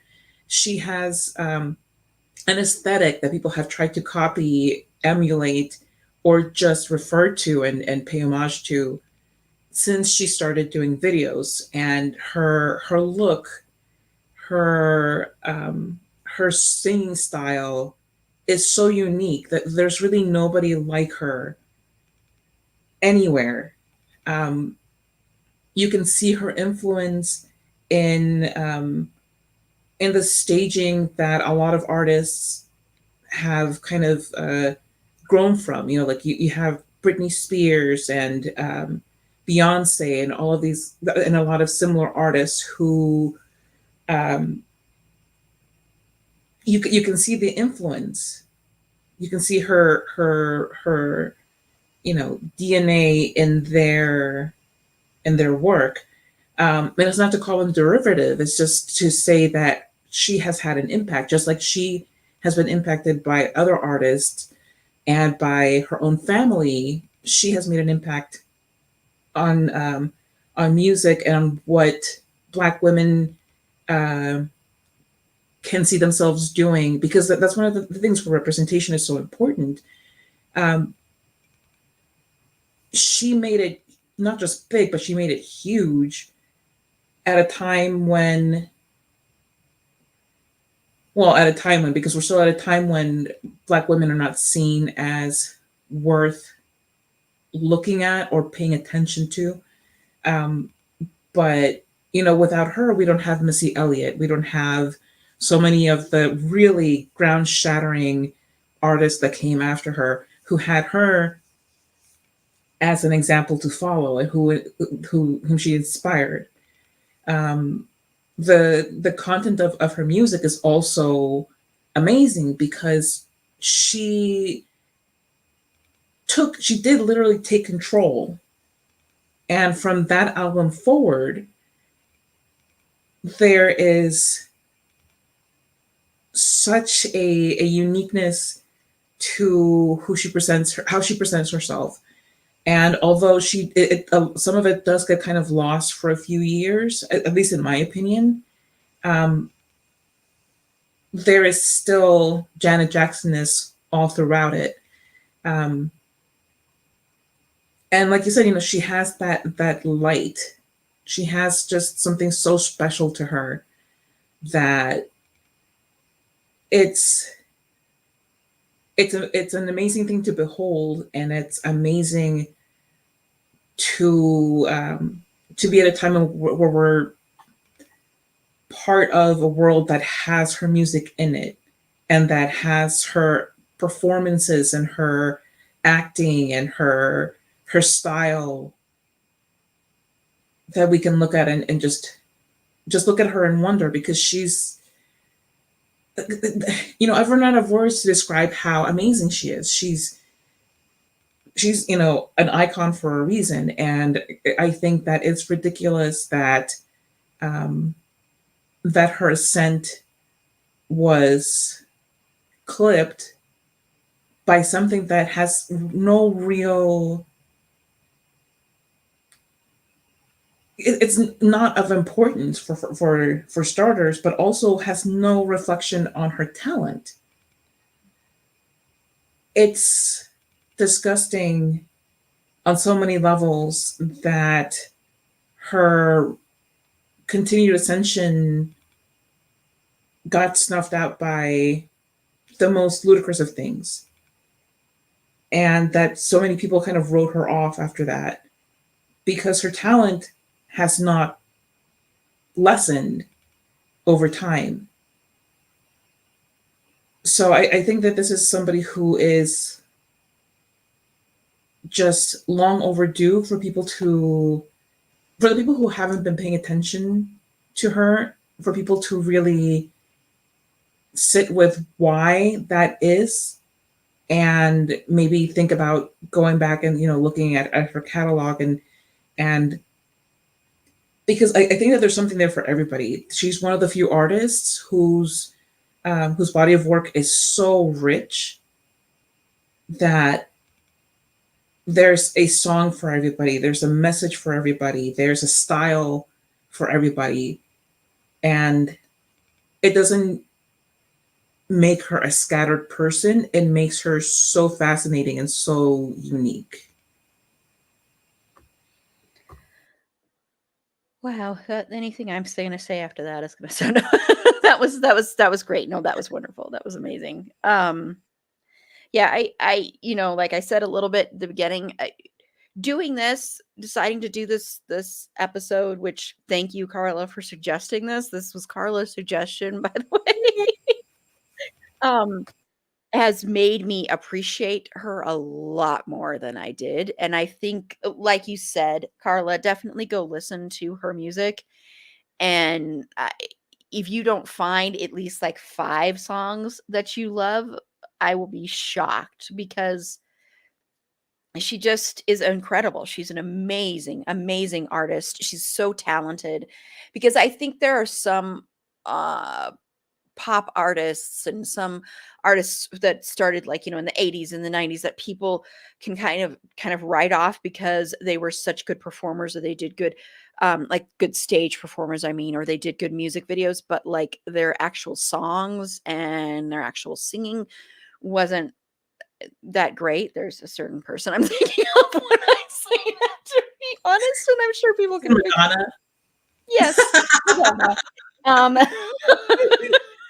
yeah. So I'm I I'm don't think his. I'm not saying I've Yeah. never seen the appeal, especially, and it's not about pitting women against each other. I No. think it's for me, it's about um, standards of beauty, and about there's a lot of racism tied up into that, because Madonna has been held up as this amazing icon, and frankly, I just don't think that uh, her oh gosh, it sounds kind of mean to say like her talent doesn't measure up, but her particular vocal range, I don't think merits the salivating by people that seems to be out there. I think if you look at it strictly from a point of view of like, okay, let's put on these records and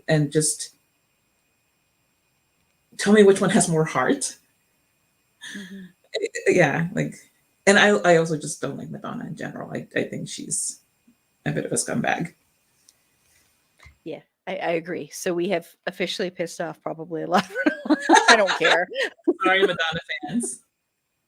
Yeah, we probably will piss off more of them when we talk about Lady Gaga later this year. I'm sure we will. Oh, yes.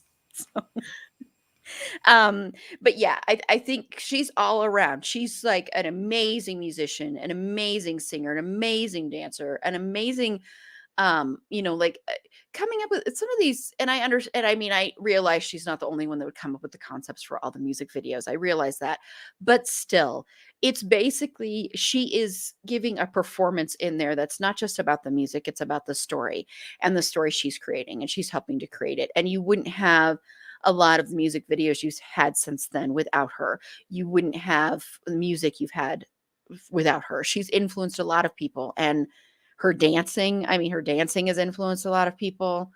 Um, just her presence, and I don't think she gets enough credit, and I think sadly a lot of it is because of that Super Bowl incident. I think sadly that's all anybody ever thinks about anymore when it comes to her, and that's so awful because she's so amazingly talented. She's just incredibly talented, and I'm so grateful to you, Carla, for having us do this, because it really gave me a whole new appreciation for her. Honestly, as an artist, I was just like, wow, that's why I wasn't keeping track of my 3 limit, and I kept going and going. So I'm like, Well, oh, it's hard to limit yourself to three anythings by her yeah, because she has like 80,000 of them. I know, I know. I had to stop myself from writing so many, but I was like, no, I better, because I'll get taken. With this panel. Yeah. And then I broke my rule. Uh, that's okay. I think Janet Jackson would forgive me. I agree. I think so. Whether it's in her best interest or not. Oh, I wrote me a tiny where she'd be happy that I'm praising her, so that we're praising her. There we go. There we go. I meant. Um, and Megan did just Megan said, I just want the world to know that Janet Jackson, I mean, this is pretty much the same stuff we've been saying, but that Janet Jackson really changed the game, and pop as well as R&B, or sorry, in pop as well as R&B for a lot of artists today. And she was the blueprint, and she did not deserve anything that the media put her through. And I guess, and I should have asked her what song it was, because I'm not familiar, but I guess Mary J. Blige had a line about her on her new album, and like, I guess in a tribute to her. So yeah, I should have looked up the song, but so yeah, just everybody kind of agrees. I think she's an icon, and we need to start remembering her as an icon for the music and for her acting and for her performing and for her dancing and for all of that stuff and not for something else. So, Yeah, and if there's one thing that came out of all of that is that now when when there's a scandal about somebody in the public eye, I am a lot less inclined to just take it for somebody's word that, oh my gosh, somebody did something. It's like, okay, well, tell me more, because the media is often so thirsty for content that they will just pull at any tiny little thing and make it into something so much bigger than it needs to be. Sometimes it's merited, sometimes it's simply not. Like with this, there was no need for all of that hoopla, no need whatsoever. And there are other instances where people are just out there living their lives and have like a slip up where it's taken advantage of by people who don't care about them, who only care about sensationalism, and who will bury um, a person in their career just for clicks. yeah, we live in a society and we live in a world where people prefer to watch people fail and watch people fall instead of succeed. And a lot of it, I think, stems from our own insecurities as human beings. And I think sometimes people feel if they can watch someone fall apart, especially someone who's successful, then it makes their failings that they might feel inside not that bad because they're like, well, if this person can fall, then I'm not like this failure. I don't know. I think people use it as a way to make themselves feel better. And to be clear, we're talking about stuff like this. We're not talking about, like Me Too stuff. I want to be clear on that. I just wanted to say that just because I think too often people wrap that up into the same thing and it's not the same It's thing at not. all. It's not. No, no. Yeah. Yeah. Because because we said before, cancel culture really isn't a thing when it comes to that stuff. It is when it comes, sadly, to like this. I mean, you look at what happened to Janet Jackson compared to what's happened to some people that have done horrible, awful things. Yes. Who actually have done things, not have Yes. done had things done to them. Yes. And it's mind blowing. It's just it really is infuriating. So, yeah, we'll be talking about Whitney Houston on our next episode, and that is another instance of that, of the media wanting to tear apart someone and wanting to watch their life crumble and fall apart. Especially because it's someone who is so talented, and especially because it is a Black woman as well. So we'll be talking a lot about that, and there's, and then there's also, of course, the sexism on top of all of this stuff and misogyny and everything. I talked about the show Pam and Tommy, which, as I've said, I'm very conflicted about it because I know Pamela Anderson is very upset about this, although this is a very pro her show. And, when the sex tape came out, there is a scene of her talking to Tommy and saying, "This is much worse for me. This is going to be much worse for me." He's like, "Why?" And she's like, because people are going to be applauding you and giving you high fives. He's like, "Why would it be worse for you?" She's like, "I'm a woman." Of course it's going to be worse for me. It's like, Yes. it's, so anyway, so why don't we, because we are, an hour and 43 minutes is not really short. I realize this. It is for this podcast, especially when I'm on it.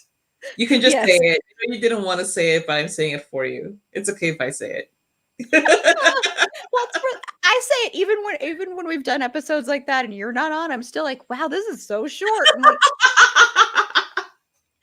so Carla, you can name some more songs and videos, a few more. Yay! Awesome. Okay, so I'm gonna start out. I'm just gonna go down the line here.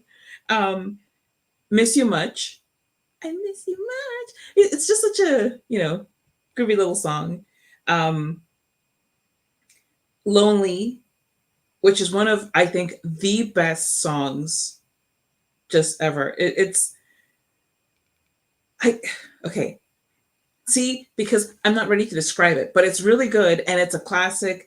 And the thing is, like, it still sounds really current. If you go back and listen to it, it sounds like it could have come out like 5 years ago. It just really stands the test of time. Um, I know. I'm like, okay, cool. Let me look at all of them now. Okay, I will restrain myself. I promise you, I will restrain myself, and then just add what do I want to together again because it's just sweet. It's just a sweet song. Um, I'm trying to have restraint. I'm trying to have restraint. That's the way love goes. There we go. I'll throw in that one. That's the way love goes. Because it's just so smooth and sensual and sexy, um, and kind of melancholic, but in a sexy way. Melancholy, but make it sexy.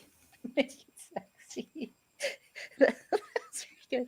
I'll just second the whole album of Rhythm Nation 1814. I'm just gonna second that because every single song on that album is amazing. Every single song on the album Control is amazing too. So every single song. I want to mention the black and white video for Miss You Much. I like that video a lot too. That Yes. video is so good. Really, really good. Really, go watch her videos. I was like, I went down a YouTube rabbit hole with watching those. So it's really easy to do. There's like playlists. Don't do the these are the top 10 best videos because then you don't see the videos. It's like 2-second clips and it's like, okay. So I see that you've been fooled. Yes, it happened to me. I'm warning you. But it's very easy to find them on YouTube. Just, I almost said Google, but YouTube search. What is it called? The new YouTube search. Is there a thing for that? I mean, you go to YouTube and there's a search bar. Is that what you're referring to? Because otherwise, I have no idea. That is what I just didn't know if there was like a special name. You Listen, YouTube Erin, it. I'm not that cool. YouTube it. You YouTube. like Google it. YouTube it. YouTube it. You, YouTube it. YouTube it. what did you call me?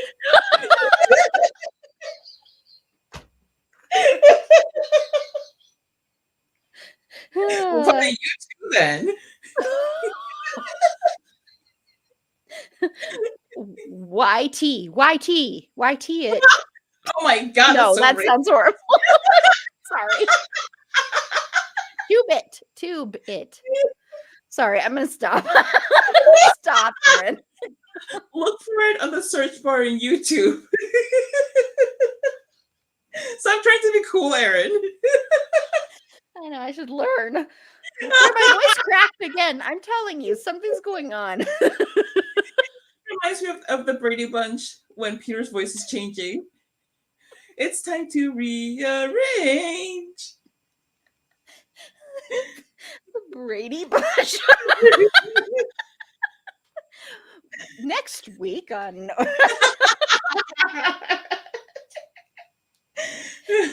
Wonder if we'll ever cover that show.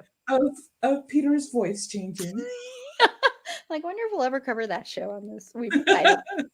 Don't count on it. People writing in, but why not? Erin. But yeah, so go look at that. Go listen to her amazing catalog of music. And once again, if you don't find at least 5 minimum, 5. I feel like I'm assigning the homework. I'm going to turn around and put it on the blackboard. You have until this date to give me 5.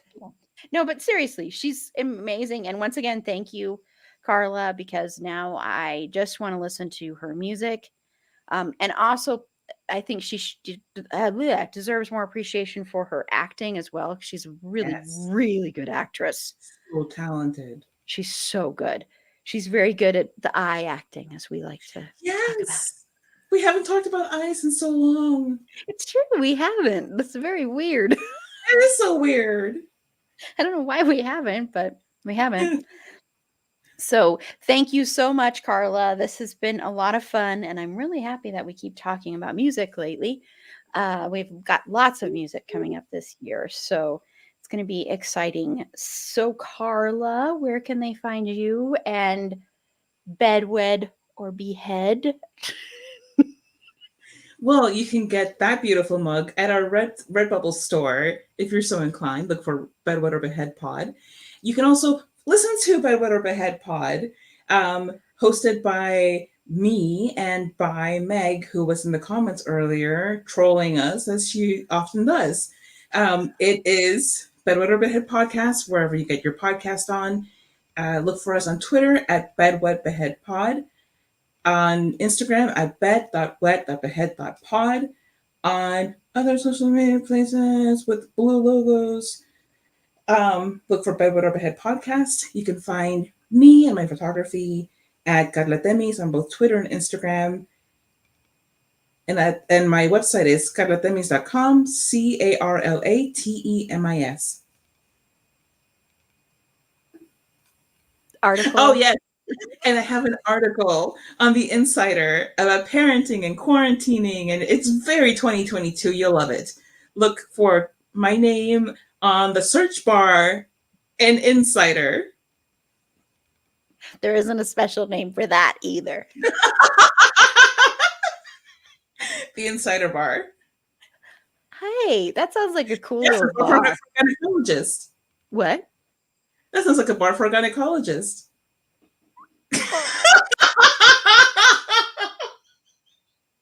Scratch that. Delete it from the. Edit it out. That was awful. That's going to be a clip. That's going to be the clip.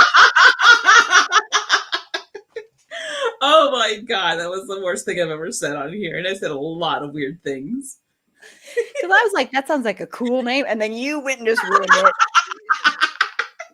I made it very un-PG. I'm so sorry. Yeah, because I've never done that before. What, you? I know. Me, I'm clean. I can imagine. I know. Not at all pervy. At all. Ever. Ask all the guys behind her, change her bed. Yeah. How you doing back there, guys? It's okay. They've got headphones on. They're listening to Janet Jackson right now. Love that for them. Exactly. They're happy. There really are people chained to my bed, by the way. I always feel like I have to say that. I don't want people to think there really are, because there are. There are no actual human beings chained to her bed or any other part of her house for that matter. No. Or outside her house either. No, I hope not. That pause was very, very concerning. It was like, Aaron, right? Aaron, right? Anyway, this is what happens. I'm like, oh, we're under 2 hours. Let's fill in the time. I know. So this is Erin. You can follow me on Twitter at eAprilBeauty. The E and the A and the B are capitalized. Be sure to like the show on Facebook at facebook.com/itsafandom-thing-pod. On Twitter at fandom-thing-pod. No, it's in that one.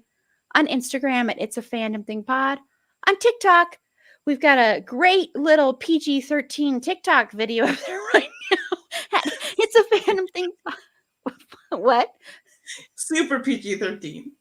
Yes, all about my men.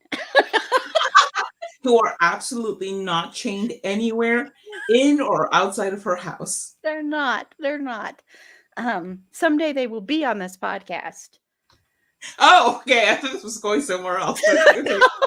No. One of them is going to be on here to talk about Magnolia with me. I am determined to make this a reality. Come November when it happens. We talk about them, and I feel like there's like a tiny little pause. Like one of them's going to be here to talk about Magnolia with me, and I'm like, where is that pause going? I am concerned. I'm telling you, when that happens in November, who's going to be laughing then? Whoa! I don't know, Erin. I don't know if anybody's going to be laughing then. I'm very scared.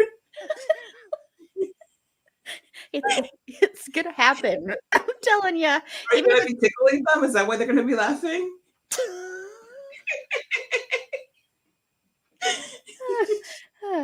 anyway, but if you would like to be an interview guest, I am totally PG-13 in my interviews, okay? Or PG or G. I give me whatever rating you want me to be. Carla's face right now. But seriously, if you want to be interviewed, feel free to reach out to the show at itsafandomthingpod@gmail.com. Potentially interviewed, I should say. There are some people I won't interview. So just so you know, I don't know who those people are, but there are people. But you're out there. You're out there. You know who you are. You White Sox fans.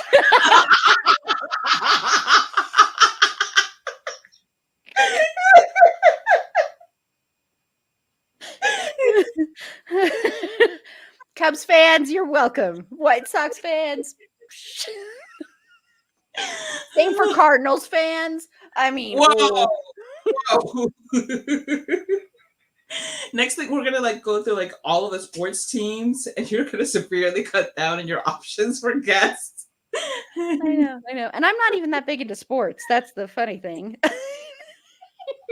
Except for baseball. Yeah, sorry. I just cannot get over the White Sox thing. I'm sorry, you know. Clearly, you were so upset. I was like, I'm like, no, Justice, you deserve better. Move on from Maybe that's part of his evolution. He changes out of being a Sox fan. Oh, It was character growth. That's poetic justice too. The Cubs no. Anyway, see how I can make this go to 2 hours? It's like it's okay. Most of this will get cut into a video.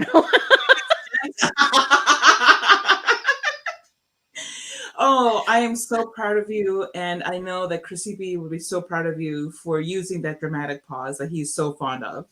See, that's what I've been doing. That's why when I said, you know, like they'll be on here to talk about Magnolia. See, I learned from the best. Oh, Christian Bale, you just never stop teaching us. Never stop teaching us. That'll be my new podcast.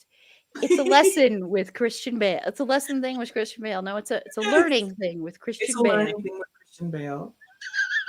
I am already inspired and I haven't heard a single episode. Yeah. What are you teaching us today, Christian? Today we're going to be talking about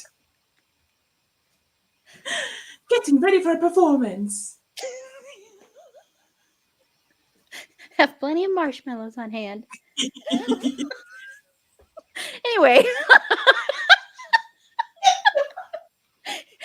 To the person who's watching us right now, hi. Love you. We're really, really smart. But all of that smartness was from 5 minutes ago and beyond. I'm so sorry. Yeah. Rewind. Well, I guess it isn't rewind. I don't know. Hit rewind. Anyway, sorry. So, well, I'm not really that sorry. So on our next live stream, which is Sunday, join us instead of that other game that's going on. Something with a ball and people running on a field and ball is an egg. It's an egg made of leather. An egg. Sorry, an egg. That you hold in your hand and then you run.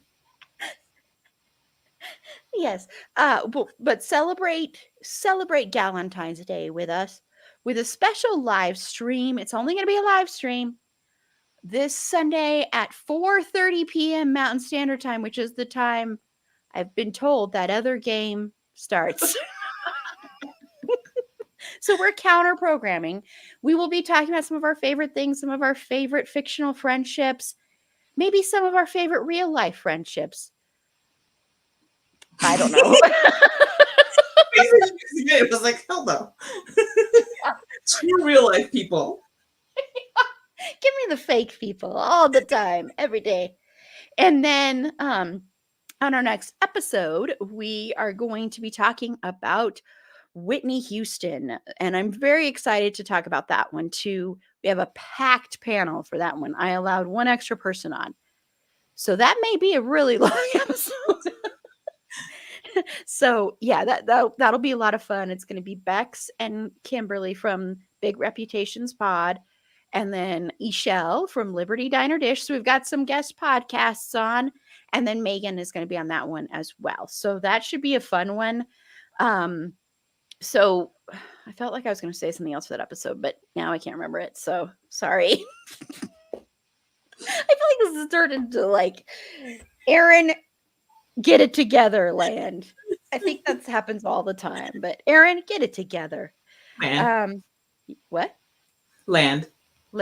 Yes. Oh, Aaron, get it together. Land. You have to do the dramatic Chrissy B. Oh, Kristen, I miss you so much.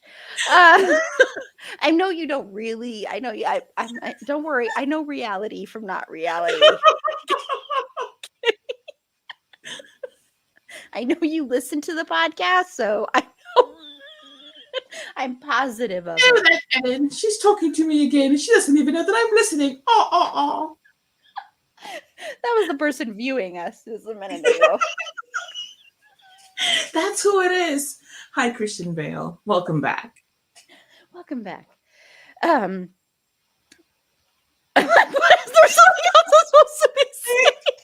Oh my God. You talked about the live stream that is only going to be a live stream, and about Whitney Houston, who's only going to be a not live stream.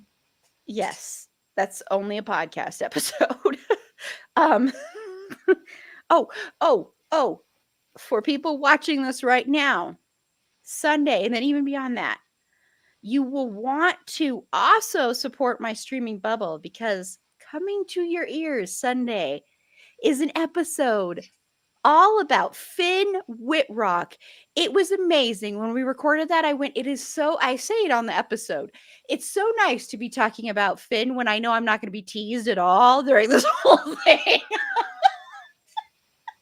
And his name was said correctly. But yes, we go on a journey, me and Jen from my streaming bubble. We go on a journey through his catalog of movies, some good, some not. I love you, Finn, but my All-American, I can't do football movies, especially football movies like that. So I'm sorry. I still want you to come on to Magnolia. I should cut this out. No, this is the part that you should tweet and just tag him in it. I'm sure. Here I am although I said to Jen, I said, you have to tag him when you release this episode. And because I think she was hesitating. I shouldn't be saying this live on the thing, but anyway, I'm sorry, Jen. Hi, person watching. Ignore that. But anyway, so keep an ear out for that one, because that was so much fun. And I am so grateful to her for letting me geek out about Finn Whitrock for 2 hours. She's like, we can only go for this amount of time. I got that limit on me that I usually give to my panelists.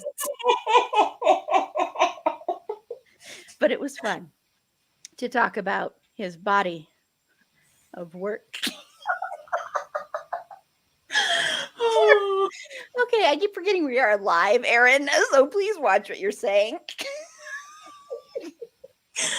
Oh my God. Anyway, so we will close now. So I almost wanted to say good night and good luck.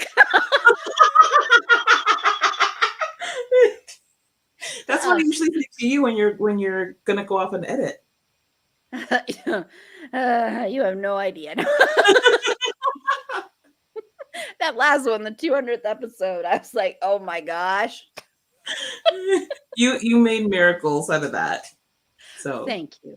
I did. That's what I do. I'm a miracle worker. Yeah, I got like 30 minutes, 35 minutes or something like that from that episode. Okay, well, we will say goodnight now. Thank you to anyone who watched this and watched it devolve in the last 20 minutes to what it was. We love you. Um, we do. We love you a lot. And until next time, remember, it's a fandom thing. Black Lives Matter and stop Asian hate. And thank you to anyone who watched us live, to Meg, to Panda, to our anonymous viewer. I love you. I know it's you, Chrissy. Me. it might be Tay Diggs. Tay Diggs. Oh, Tay Diggs. Hey, you know what, Tay? Just a second. Now we've got another viewer that has joined in. We are wrapping things up, by the way, if you've just joined us, with a very intelligent conversation. So, Tay Diggs, I hear you follow people, everybody. Jen! I was just talking about you. I was literally just talking about you. You probably heard. I love you. It was all good stuff. It was all saying thank you for letting me geek out about Finn Whitrock for 2 hours. But Tay Diggs supposedly follows everybody on Twitter. It's been you the whole time. It's been Jen the whole time. It wasn't Christian. Damn it. My heart just broke into a million pieces. Just kidding. I love you, Jen. But you know, what is it about me, Tay Diggs, that makes you not want to follow me back? I followed you on both the fandom thing account and on my personal account, and I'm starting to feel it's been like a couple weeks, dude. Is it because of equilibrium? Is it because of that? Really? I told you heard the episode. But you're still following. Carla was on that episode. She can be found at. Hey, we were mutuals from before, so I think I'm just kind of grandfathered in. You're grandfathered in. But really, my feelings are a little hurt, Tay. Diggs. Thanks. I do love your little TikTok videos you're doing. They're great. They're wonderful. They're amazing. Follow me back. Follow me back. Whoa. That just got very coven-y, and I'm a little scared. I'm trying to think that maybe he's reached his follow limit because he follows like 64,000 people. So maybe Twitter doesn't let him follow anyone else.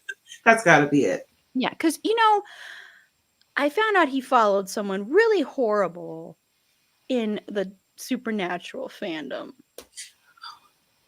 But he follows everybody. I know, but I'm sorry. I'm just a little Beef. What? He doesn't know about the beef. No, but Tay Diggs. Come on, dude. Please follow me back. I'm begging you here. I like how we went from we're closing out, I promise we're closing out, to you spending 5 minutes begging Tay Diggs for a follow back. I know. That's how pathetic I have become. That's how far I've fallen, everybody. We started the night out with me saying, I'm getting my Oscar dress ready for you, Bradley. And then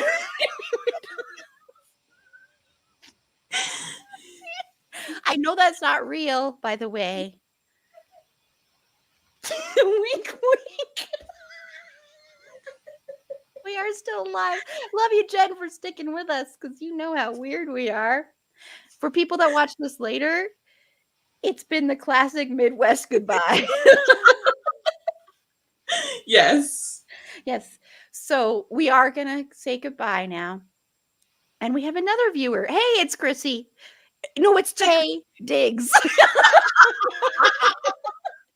You know what? I think that you should just, call Bradley and be like, do you know Tay Diggs?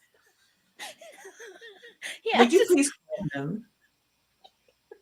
Please do me that solid. And when are you dyeing your hair black? I'm sure that's next on his agenda. Yeah, come on, dude.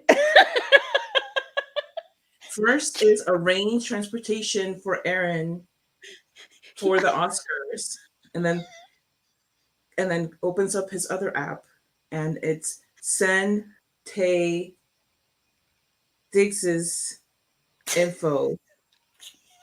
Boom.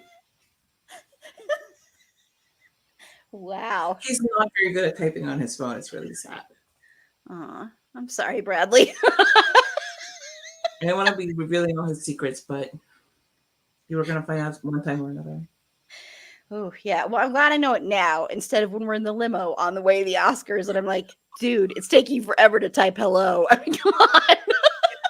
He's very sensitive about that, and I really think that you knowing this ahead of time will only help your relationship with him. Your friendly, completely platonic relationship.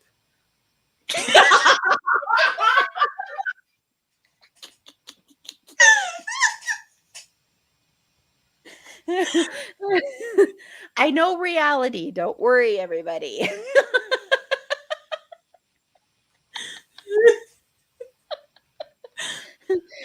Okay. Well, we've been trying to end this forever, Carla. Would you just stop already? I will shut up. I'm gonna shirt myself like I always tell Meg to shirt herself. By always, I mean since that last episode. Yeah, no, I'm like, that's the only time I've heard that. So good night, everybody. Good night, Jen. Good night to the mystery other person that just joined us, Tay Diggs. Follow me back. Anyway, good night. See you Sunday. Woo-hoo. Oh, wait, I have to hit in broadcast.